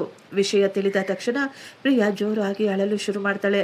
ನಾನು ತಕ್ಷಣ ನನ್ನ ಅಪ್ಪನನ್ನು ನೋಡಬೇಕು ಅಂತ ಹೇಳ್ತಾ ಇದ್ಲು. ಆದರೆ ಶಾಂತಿ ದೇವಿ ಅವರು ಹೇಳ್ತಾರೆ, ಈಗಲೇ ಅಲ್ಲಿ ಹೋಗಿ ನೀನು ಏನು ಮಾಡಬೇಕಾಗಿದೆ? ನಿನ್ನ ಅಪ್ಪನನ್ನು ನೋಡಿಕೊಳ್ಳಲು ಅಲ್ಲಿ ನಿನ್ನ ಅಮ್ಮ ಮತ್ತು ನಿನ್ನ ತಮ್ಮ ಕೂಡ ಇದ್ದಾರೆ ಬಿಡು. ಪ್ರಿಯಾ ಈಗ ತನ್ನ ಗಂಡನನ್ನೇ ನೋಡ್ತಾ ಇದ್ಲು. ಅವರು ಏನಾದರೂ ಹೇಳಲಿ, ಕರೆದುಕೊಂಡು ಹೋಗಲಿ ಅಂತ. ಆದರೆ ರಾಜೇಶ್ ಹೇಳ್ತಾನೆ, ನನಗೆ ಅಂಗಡಿಗೆ ತುಂಬ ಲೇಟ್ ಆಗ್ತಾ ಇದೆ, ಈಗ ನಾನು ನಿನ್ನನ್ನು ಕರೆದುಕೊಂಡು ಹೋಗಲು ಸಾಧ್ಯವಿಲ್ಲ. ನಾನು ಅಂಗಡಿಯಿಂದ ವಾಪಸ್ ಬಂದ ನಂತರ ನಿನ್ನನ್ನು ಖಂಡಿತ ಕರೆದುಕೊಂಡು ಹೋಗ್ತೀನಿ. ಪ್ರಿಯಾ ಅಳುತ್ತಾ, ನೀವು ರಾತ್ರಿಗೆ ಬರ್ತೀರಾ, ಅಷ್ಟೊತ್ತಿಗೆ ತುಂಬ ಲೇಟ್ ಆಗಿಬಿಡುತ್ತಲ್ಲ, ನಾನು ಈಗಲೇ ನನ್ನ ತಂದೆಯನ್ನು ನೋಡಬೇಕು ಅಂತ ಅವಳು ಕೇಳಿಕೊಳ್ತಾ ಇದ್ಲು. ಆದರೆ ಅವಳ ಮಾತು ಯಾರೂ ಕೇಳಿಸಿಕೊಳ್ಳಲಿಲ್ಲ. ಮಾರನೆಯ ದಿನ ಪ್ರಿಯಾಳನ್ನು ಆಸ್ಪತ್ರೆಗೆ ಕರೆದುಕೊಂಡು ಹೋಗ್ತಾರೆ. ಆಸ್ಪತ್ರೆಯಲ್ಲಿ ತಂದೆಯನ್ನು ಆ ರೀತಿ ನೋಡಿ ಅವಳ ಹೃದಯ ಒಡೆದು ಹೋಗಿತ್ತು. ರಾಮಚಂದ್ರ ಅವರು ಮಗಳ ಕೈಯನ್ನು ಹಿಡಿದುಕೊಂಡು ಕೇಳ್ತಾ ಇದ್ರು, ಮಗಳೇ, ನೀನು ಚೆನ್ನಾಗಿದೆಯಾ ತಾನೆ? ಪ್ರಿಯಾ ಅಂದುಕೊಂಡಿದ್ದರೆ ಆ ಸಮಯದಲ್ಲಿ ಅವಳು ಎಲ್ಲವನ್ನೂ ಹೇಳಿಬಿಡಬಹುದಾಗಿತ್ತು. ದುಡ್ಡಿನ ವಿಷಯ, ಕೆಲಸದ ವಿಷಯ, ಮನೆಯಲ್ಲಿ ಅವಳ ಮೇಲೆ ಹೊರಿಸಲಾಗುತ್ತಿದ್ದ ಕೆಲಸದ ವಿಷಯಗಳು ಮತ್ತು ರಾಜೇಶ್ನ ಮೌನ. ಆದರೆ ಡಾಕ್ಟರ್ ಸ್ವಲ್ಪ ಸಮಯದ ಮೊದಲೇ ಹೇಳಿದ್ರು, ಪೇಷಂಟ್ಗೆ ತುಂಬಾ ಜಾಸ್ತಿ ಸ್ಟ್ರೆಸ್ ಅನ್ನು ಕೊಡಬೇಡಿ ಅಂತ. ಪ್ರಿಯಾ ತನ್ನ ಕಣ್ಣೀರನ್ನು ಮರೆಮಾಚುತ್ತಾ ನಗು ನಗುತ್ತಾ ಹೇಳ್ತಾಳೆ, ಅಪ್ಪ, ನಾನು ತುಂಬಾ ಸಂತೋಷವಾಗಿದ್ದೇನೆ. ನೀವು ತುಂಬಾ ಬೇಗ ಗುಣಮುಖರಾಗಿ ಮನೆಗೆ ಬಂದುಬಿಡಿ. ಮಗಳ ಮಾತು ಕೇಳಿ ಆ ತಂದೆ ಎಷ್ಟು ಸಂತೋಷಪಟ್ಟಿದ್ರು. ಅಂದಿನಿಂದ ಪ್ರಿಯಾ ಯಾವಾಗಲೂ ಹೇಳ್ತಾ ಇದ್ಲು, ನಾನು ತುಂಬಾ ಸಂತೋಷವಾಗಿದ್ದೀನಿ ಅತ್ತೆ, ಮನೆಯಲ್ಲಿ ನನಗೆ ಯಾವುದೇ ರೀತಿಯ ತೊಂದರೆ ಇಲ್ಲ ಅಂತ. ಈಗ ವ್ಯಾಪಾರದಲ್ಲಿ ನಷ್ಟಗಳು ಹೆಚ್ಚಾಗ್ತಾ ಇದ್ವು. ಒಂದು ದಿನ ರಾಜೇಶ್ ಹೇಳ್ತಾ ಇದ್ದ, ಪ್ರಿಯಾ, ವ್ಯಾಪಾರದಲ್ಲಿ ತುಂಬಾ ಹೆಚ್ಚಾಗಿ ನಷ್ಟವಾಗಿದೆ, ಆದ್ದರಿಂದ ನಾನು ನಿನ್ನ ಒಡವೆಗಳನ್ನು ತೆಗೆದುಕೊಂಡಿದ್ದೇನೆ. ಈ ಮಾತು ಕೇಳಿ ಪ್ರಿಯಾ ಶಾಕ್ ಆಗ್ಬಿಟ್ಟಿದ್ಲು. ಏನು, ನನ್ನ ಎಲ್ಲ ಒಡವೆಗಳನ್ನ? ರಾಜೇಶ್ ಹೇಳ್ತಾ ಇದ್ದ, ಕೇವಲ ಕೆಲವು ತಿಂಗಳು ಮಾತ್ರ, ನಂತರ ನಾನು ವಾಪಸ್ ಬಿಡಿಸಿಕೊಟ್ಟು ಬಿಡ್ತೀನಿ. ಪ್ರಿಯಾ ಬೇಸರವಾಗಿ ಕೇಳ್ತಾ ಇದ್ಲು, ನನ್ನನ್ನು ಒಂದೇ ಒಂದು ಮಾತು ಕೂಡ ಕೇಳದೆ ನೀವು ಹೇಗೆ ತೀರ್ಮಾನ ಮಾಡಿದ್ರಿ ನನ್ನ ಎಲ್ಲ ಒಡವೆಗಳನ್ನು ತೆಗೆದುಕೊಳ್ಳಬೇಕು ಅಂತ? ಆದರೆ ರಾಜೇಶ್ ಹೇಳ್ತಾ ಇದ್ದ, ಪರಿವಾರದಲ್ಲಿ ತುಂಬಾ ಕಷ್ಟದ ಸಮಯ ಎದುರಾಗಿದೆ, ಆದ್ದರಿಂದಲೇ ನಿನ್ನ ಒಡವೆಗಳು ನನಗೆ ಬೇಕು. ಹೌದು, ಪರಿವಾರದಲ್ಲಿ ತೊಂದರೆ ಇದೆ, ಅದು ನನಗೂ ಕೂಡ ಗೊತ್ತು. ನಾನು ಕೂಡ ನನ್ನ ಕೈಲಾದ ಸಹಾಯವನ್ನು ಖಂಡಿತ ಮಾಡ್ತೀನಿ. ಆದರೆ ನನ್ನ ಒಡವೆಗಳ ಮೇಲೆ ನನ್ನ ಅಧಿಕಾರ ಇಲ್ವಾ? ನೀವು ನನ್ನನ್ನು ಕೇಳದೆ ಹೇಗೆ ನನ್ನ ಒಡವೆಗಳನ್ನು ಈ ರೀತಿ ತೆಗೆದುಕೊಂಡು ಹೋಗಲು ಸಾಧ್ಯ? ಆದರೆ ರಾಜೇಶ್ ಮಾತ್ರ ಹೇಳ್ತಾ ಇದ್ದ, ಈಗ ನೀನು ಗಲಾಟೆ ಮಾಡುವ ಅವಶ್ಯಕತೆ ಇಲ್ಲ, ನಾನು ನಿನ್ನ ಒಡವೆಗಳನ್ನು ತೆಗೆದುಕೊಂಡು ಬಿಟ್ಟಿದ್ದೀನಿ ಅಷ್ಟೇ. ಆದರೆ ಎಷ್ಟು ತಿಂಗಳು ಕಳೆದರೂ ಆ ಒಡವೆಗಳು ಮಾತ್ರ ವಾಪಸ್ ಬರಲೇ ಇಲ್ಲ. ಈಗ ಆ ಮನೆಯಲ್ಲಿ ಪ್ರಿಯಾ ಗೌರವ ಇನ್ನೂ ಕಡಿಮೆಯಾಗ್ತಾ ಇತ್ತು. ಶಾಂತಿ ದೇವಿಯವರು ಮಾತು ಮಾತಿಗೂ ತಮ್ಮ ಸೊಸೆಯನ್ನು ಆಡಿಕೊಳ್ತಾ ಇದ್ರು. ತವರಿನಿಂದ ಏನನ್ನು ತೆಗೆದುಕೊಂಡು ಬರಲ್ಲ, ಆದರೆ ಇಲ್ಲಿ ಬಂದು ಪ್ರಶ್ನೆಗಳನ್ನು ಮಾಡ್ತಾ ಇರ್ತಾಳೆ. ದೊಡ್ಡ ಸೊಸೆ ರಶ್ಮಿ ಕೂಡ ಯಾವ ಒಂದು ಕೆಲಸವನ್ನು ಮಾಡದಿದ್ರು ಅವಳು ಯಾವಾಗಲೂ ಆರ್ಡರ್ ಮಾಡ್ತಾ ಇದ್ಲು, ಪ್ರಿಯಾ ಈ ಕೆಲಸ ಮಾಡು, ಪ್ರಿಯಾ ಆ ಕೆಲಸ ಮಾಡು ಅಂತ. ಯಾವಾಗಾದರೂ ಪ್ರಿಯಾ ಸುಸ್ತಾಗಿ ಒಂದು ನಿಮಿಷ ಕುಳಿತುಕೊಂಡ್ರು ಅವರು ತಕ್ಷಣ ಜೋರಾಗಿ ಕೂಗಿ, ಈಗಿನ ಕಾಲದ ಹೊಸ ಸೊಸೆಯಂದಿರಿಗೆ ಕೆಲಸ ಮಾಡುವ ಅಭ್ಯಾಸನೇ ಇರೋದಿಲ್ಲ, ಇವರಿಂದ ಏನು ಕೆಲಸ ಮಾಡಲು ಸಾಧ್ಯನೇ ಆಗೋದಿಲ್ಲ, ಯಾವಾಗ ನೋಡಿದ್ರು ಸುಸ್ತು ಸುಸ್ತು ಅಂತ ಬಿದ್ದುಕೊಂಡಿರ್ತಾರೆ. ಪ್ರಿಯಾ ರಾತ್ರಿ ತನ್ನ ಗಂಡನಿಗೆ ಹೇಳ್ತಾಳೆ, ಈ ಮನೆಯಲ್ಲಿ ನನ್ನ ಜೊತೆ ತುಂಬಾ ಕೆಟ್ಟದಾಗಿ ನಡೆದುಕೊಳ್ತಾ ಇದ್ದಾರೆ. ಯಾರು ನನ್ನ ಜೊತೆ ಪ್ರೀತಿಯಿಂದ ಗೌರವದಿಂದ ಮಾತನಾಡ್ತಾ ಇಲ್ಲ, ಎಲ್ಲರೂ ಪ್ರತಿ ಸಣ್ಣ ಪುಟ್ಟ ಮಾತಿಗೂ ನನ್ನನ್ನು ಆಡಿಕೊಳ್ತಾ ಇದ್ದಾರೆ ಅಂತ ಹೇಳ್ತಾಳೆ. ಆದರೆ ರಾಜೇಶ್ ಮಾತ್ರ ಯಾವಾಗಲೂ ಒಂದೇ ಮಾತು ಹೇಳ್ತಾ ಇದ್ದ, ಈಗ ಪರಿಸ್ಥಿತಿಗಳು ಸ್ವಲ್ಪ ಸರಿಯಿಲ್ಲ, ನೀನು ಅವರ ಮಾತುಗಳನ್ನು ನಿನ್ನ ಮನಸ್ಸಿನ ಮೇಲೆ ಹಾಕಿಕೊಳ್ಬೇಡ, ಸ್ವಲ್ಪ ದಿನದ ನಂತರ ಎಲ್ಲವೂ ಸರಿ ಹೋಗುತ್ತೆ. ಪ್ರಿಯಾ ಕೇಳ್ತಾ ಇದ್ಲು, ಯಾವಾಗಲೂ ನಾನೇ ಯಾಕೆ ಎಲ್ಲವನ್ನು ಸಹಿಸಿಕೊಳ್ಳಬೇಕು, ನನಗೆ ಯಾಕೆ ಎಲ್ಲರೂ ಅವಮಾನ ಮಾಡ್ತಾರೆ? ಆಗ ರಾಜೇಶ್ ಹೇಳ್ತಾನೆ, ಯಾಕೆಂದರೆ ನೀನು ತುಂಬ ಬುದ್ಧಿವಂತೆ, ತುಂಬ ವಿದ್ಯಾವಂತೆ. ನಿಧಾನವಾಗಿ ಪ್ರಿಯಾಗೆ ಎಲ್ಲವೂ ಅರ್ಥವಾಗ್ತಾ ಇತ್ತು. ಈ ಮನೆಯಲ್ಲಿ ಎಲ್ಲವನ್ನೂ ಸಹಿಸಿಕೊಂಡು ಮೌನವಾಗಿ ಇರುವವರಿಗೆ ಬುದ್ಧಿವಂತೆ ಅಂತ ಹೇಳ್ತಾರೆ ಅಂತ. ಇದೇ ರೀತಿ ಈಗ 2 ವರ್ಷಗಳು ಕಳೆದು ಹೋಗಿದ್ವು. ಪ್ರಿಯಾ ತುಂಬಾ ಅಪರೂಪಕ್ಕೆ ತನ್ನ ತವರು ಮನೆಗೆ ಹೋಗಿ ಬರ್ತಾ ಇದ್ಲು. ಯಾವಾಗಲಾದರೂ ಅವರ ಅಮ್ಮ ಕರೆದ್ರೆ ಪ್ರಿಯಾ ಪ್ರತಿ ಬಾರಿ ಇದೇ ಹೇಳ್ತಾ ಇದ್ಲು, ಅಮ್ಮ, ನನ್ನ ಅತ್ತೆಯ ಆರೋಗ್ಯ ಸರಿಯಿಲ್ಲ, ಅವರನ್ನು ನೋಡಿಕೊಳ್ಳಲು ನಾನು ಇಲ್ಲೇ ಇರಬೇಕು ಅಂತ. ಮದುವೆಯಾದ ಈ 2 ವರ್ಷದಲ್ಲಿ ಪ್ರಿಯಾ ಕೇವಲ 2 ಬಾರಿ ಮಾತ್ರ ತನ್ನ ತವರು ಮನೆಗೆ ಹೋಗಿ ಬಂದಿದ್ಲು ಅಷ್ಟೇ. ಒಮ್ಮೆ ಪ್ರಿಯಾ ತನ್ನ ತವರಿಗೆ ಹೋದಾಗ ಅವಳ ಕೈ ಮೇಲೆ ಇದ್ದ ಗಾಯವನ್ನು ನೋಡಿ ಸುಶೀಲಾ ಅವರು ಎಷ್ಟೋ ಗಾಬರಿಯಿಂದ ಕೇಳ್ತಾರೆ, ಮಗಳೇ, ಇದು ಏನು, ಈ ಗಾಯ, ಈ ಏಟು ಹೇಗಾಯ್ತು ನಿಂಗೆ? ಆದರೆ ಪ್ರಿಯಾ ತಕ್ಷಣ ತನ್ನ ಸೆರಗನ್ನು ಕೆಳಗೆ ಮಾಡಿ ಗಾಯಗಳನ್ನು ಮುಚ್ಚಿಕೊಳ್ಳುತ್ತಾ ಹೇಳಿದ್ಲು, ಅಮ್ಮ, ಅಲ್ಮಾರಿ ತೆಗೆಯಬೇಕಾದ್ರೆ ಸ್ವಲ್ಪ ಸಣ್ಣ ಏಟಾಯಿತು ಅಷ್ಟೇ. ಆದರೆ ಸುಶೀಲಾ ಅವರು ಮಾತ್ರ ತಮ್ಮ ಮಗಳನ್ನು ನೋಡಿ, ನೀನು ನನ್ನ ಕಣ್ಣುಗಳಲ್ಲಿ ನೋಡಿ ನನಗೆ ಸತ್ಯವನ್ನು ಹೇಳು ಅಂತ ಕೇಳಿದಾಗ ಪ್ರಿಯಾ ತನ್ನ ತಾಯಿಯನ್ನು ತಬ್ಬಿಕೊಂಡು, ಅಮ್ಮ, ನೀವು ಸುಮ್ಮನೆ ಚಿಂತೆ ಮಾಡ್ತಾ ಇದ್ದೀರಾ, ನಾನು ನಿಜವಾಗಿಯೂ ತುಂಬ ಸಂತೋಷವಾಗಿದ್ದೇನೆ, ನಾನು ತುಂಬ ಚೆನ್ನಾಗಿದ್ದೀನಿ ಅಂತ ಹೇಳಿಬಿಡ್ತಾಳೆ. ಅದೇ ಸಾಯಂಕಾಲ ರಾಜೇಶ್ ಪ್ರಿಯಾಳನ್ನು ಕರೆದುಕೊಂಡು ಹೋಗಲು ಬಂದಿದ್ದ. ಆದರೆ ರಾಮಚಂದ್ರ ಅವರು ಮತ್ತು ಸುಶೀಲಾ ಅವರು ಕೇಳಿಕೊಳ್ತಾರೆ, ಮಗ, ಈ ರಾತ್ರಿ ನೀವಿಬ್ಬರೂ ಇಲ್ಲೇ ಇರಿ, ನಾಳೆ ಹೋಗುವಿರಂತೆ. ಆದರೆ ರಾಜೇಶ್ ಹೇಳ್ತಾ ಇದ್ದ, ಅತ್ತೆ, ಮನೆಯಲ್ಲಿ ಅಮ್ಮನ ಆರೋಗ್ಯ ಸ್ವಲ್ಪ ಕೂಡ ಚೆನ್ನಾಗಿಲ್ಲ, ಪ್ರಿಯಾ ಇಲ್ಲದಿದ್ದರೆ ಅವರಿಗೆ ತುಂಬ ತೊಂದರೆಯಾಗುತ್ತೆ ಅಂತ ಹೇಳಿ ಅವರಿಬ್ಬರು ಆ ರಾತ್ರಿಯೇ ಅಲ್ಲಿಂದ ಹೊರಟು ಹೋಗ್ತಾರೆ. ದಾರಿಯಲ್ಲಿ ಪ್ರಿಯಾ ಕೇಳ್ತಾ ಇದ್ಲು, ಇಷ್ಟಕ್ಕೂ ನೀವು ಯಾಕೆ ಈ ದಿನವೇ ಇಲ್ಲಿಗೆ ಬಂದು ಬಿಟ್ಟಿದ್ದೀರಾ ಅಂತ. ಆಗ ರಾಜೇಶ್ ಹೇಳ್ತಾನೆ, ಯಾಕೆಂದರೆ ಅಮ್ಮ ನಿನ್ನನ್ನು ಕರೆತರಲು ಹೇಳಿದ್ದಾರೆ. ಪ್ರಿಯಾ ಕಣ್ಣಲ್ಲಿ ನೀರು ತುಂಬಿಕೊಂಡು ಕಿಟಕಿಯಿಂದ ಹೊರಗೆ ನೋಡುತ್ತಾ, ಅಲ್ಲಿ ಎಲ್ಲರಿಗೂ ನನ್ನ ಅವಶ್ಯಕತೆ ಇದೆ, ಆದರೆ ಯಾರಿಗೂ ನನ್ನ ಚಿಂತೆ ಇಲ್ಲ ಅಂತ ಹೇಳ್ತಾ ಇದ್ಲು. ರಾಜೇಶ್ ತನ್ನ ಹೆಂಡತಿಯ ಮಾತುಗಳನ್ನು ಕೇಳಿಸ್ಕೊಳ್ತಾ ಇದ್ದ, ಆದರೆ ಅವನು ಒಂದೇ ಒಂದು ಬಾರಿ ಕೂಡ ಅವಳ ದುಃಖವನ್ನು, ಅವನ ಕಣ್ಣೀರನ್ನು ನೋಡಲಿಲ್ಲ. ಅವನು ಏನೂ ಮಾತನಾಡಲಿಲ್ಲ. 3 ವರ್ಷ ಇದೇ ರೀತಿ ಕಳೆದು ಹೋಯಿತು. ಪ್ರಿಯಾ ಬೆಳಿಗ್ಗೆ 5 ಗಂಟೆಗೆಲ್ಲ ಎದ್ದು ಕಾಫಿಯನ್ನು, ಟೀಯನ್ನು, ತಿಂಡಿಯನ್ನು ಮಾಡುವುದು, ಮಕ್ಕಳಿಗೆ ಬಾಕ್ಸ್ಗಳನ್ನು ಕಟ್ಟುವುದು, ಎಲ್ಲರಿಗೂ ಬಿಸಿ ಬಿಸಿಯಾಗಿ ತಿಂಡಿ ರೆಡಿ ಮಾಡಿಕೊಟ್ಟು ಅದು ಮುಗಿಯುವಷ್ಟರಲ್ಲೇ ಮತ್ತೆ ಮಧ್ಯಾಹ್ನ ಅಡಿಗೆ ತಯಾರಿ ನಡೆಸುತ್ತಿದ್ಲು. ಅಡಿಗೆ ಮುಗಿದ ತಕ್ಷಣ ಸಾಯಂಕಾಲ ಮತ್ತೆ ಸ್ವಲ್ಪ ಲೈಟ್ ಆಗಿ ಬ್ರೇಕ್ಫಾಸ್ಟ್, ಮತ್ತೆ ಕಾಫಿ, ತಿಂಡಿ, ರಾತ್ರಿಗೆ ಮತ್ತೆ ಅಡಿಗೆಯ ಕೆಲಸ. ಅವಳು ಈಗ ಒಂದೇ ಒಂದು ನಿಮಿಷ ಕೂಡ ಪುರುಸೊತ್ತಿಲ್ಲದೆ ಒಂದು ಮಿಷನ್ ರೀತಿ ಎಲ್ಲ ಕೆಲಸವನ್ನು ಮಾಡಬೇಕಾಗಿ ಬರ್ತಾ ಇತ್ತು. ಮಧ್ಯದಲ್ಲಿ ಸ್ವಲ್ಪ ಸಮಯ ಬಿಡುವು ಮಾಡಿಕೊಂಡು ಅತ್ತೆಗೆ ಕೂಡ ಸೇವೆ ಮಾಡಬೇಕಾಗಿ ಬರ್ತಾ ಇತ್ತು. ಒಮ್ಮೆ ರಾಮಚಂದ್ರ ಅವರು ತಮ್ಮ ಮಗಳಿಗೆ ಫೋನ್ ಮಾಡಿ, ಮಗಳೇ, ನಿನ್ನನ್ನು ನೋಡಬೇಕು ಅಂತ ಅನ್ನಿಸ್ತಾ ಇದೆ, ನೀನು ಮನೆಗೆ ಬಾ ಅಂತ ಕರೀತಾರೆ. ಪ್ರಿಯಾ ಹೇಳ್ತಾ ಇದ್ಲು, ಇಲ್ಲ ಅಪ್ಪ, ಮನೆಯಲ್ಲಿ ಕೆಲಸ ಇದೆ, ಅತ್ತೆಗೆ ಹುಷಾರಿಲ್ಲ, ಅತ್ತೆಯನ್ನು ನಾನು ನೋಡಿಕೊಳ್ಳಬೇಕು, ನಾನಿಲ್ಲದಿದ್ದರೆ ಈ ಮನೆಯಲ್ಲಿ ಎಲ್ಲವೂ ತುಂಬ ಕಷ್ಟವಾಗುತ್ತೆ. ಆಗ ರಾಮಚಂದ್ರ ಅವರು ಖುದ್ದು ನಾನೇ ಅಲ್ಲಿಗೆ ಬರ್ತೀನಿ ಅಂತ ಹೇಳಿದಾಗ, ಅಪ್ಪ, ಇಲ್ಲಿಗೆ ಬಂದು ನೀವು ಏನು ಮಾಡ್ತೀರಾ? ನಾನು ಇಲ್ಲಿ ತುಂಬ ಸಂತೋಷವಾಗಿದ್ದೀನಿ, ನೀವು ನನ್ನ ಬಗ್ಗೆ ಅಷ್ಟೊಂದು ಯೋಚನೆ ಮಾಡಬೇಡಿ, ನೀವು ಅಷ್ಟೊಂದು ಟೆನ್ಷನ್ ತೆಗೆದುಕೊಳ್ಳಬೇಡಿ, ನಿಮ್ಮ ಆರೋಗ್ಯ ಚೆನ್ನಾಗಿ ನೋಡ್ಕೊಳ್ಳಿ ಅಂತ ಹೇಳ್ತಾ ಇದ್ಲು. ಮೊದಲು ರಾಮಚಂದ್ರ ಅವರು ಮಗಳ ಮಾತುಗಳನ್ನು ಕೇಳಿ ಸುಮ್ಮನಾಗಿ ಬಿಡ್ತಾ ಇದ್ರು. ಆದರೆ ಇತ್ತೀಚೆಗೆ ಯಾಕೋ ಅವರಿಗೆ ಮಗಳ ಮಾತಿನ ಮೇಲೆ ನಂಬಿಕೆ ಬರಲಿಲ್ಲ. ಅವರಿಗೆ ಈಗ ಅನುಮಾನ ಶುರುವಾಗಿತ್ತು. ಮದುವೆಯಾಗಿ 3 ವರ್ಷಗಳು ಕಳೆದು ಹೋಗಿವೆ, ನಾನು ನಿನ್ನ ಮನೆಯನ್ನು ಇನ್ನೂ ಸಹ ಸರಿಯಾಗಿ ನೋಡಲೂ ಇಲ್ಲ, ಈ ಭಾನುವಾರ ನಾನು ನಿನ್ನನ್ನು ನೋಡಲು ಮನೆಗೆ ಬರ್ತೀನಿ ಅಂತ ಹೇಳಿದಾಗ ಪ್ರಿಯಾಳ ಧ್ವನಿ ಇದ್ದಕ್ಕಿದ್ದ ಹಾಗೆ ಬದಲಾಗಿ ಬಿಡ್ತು.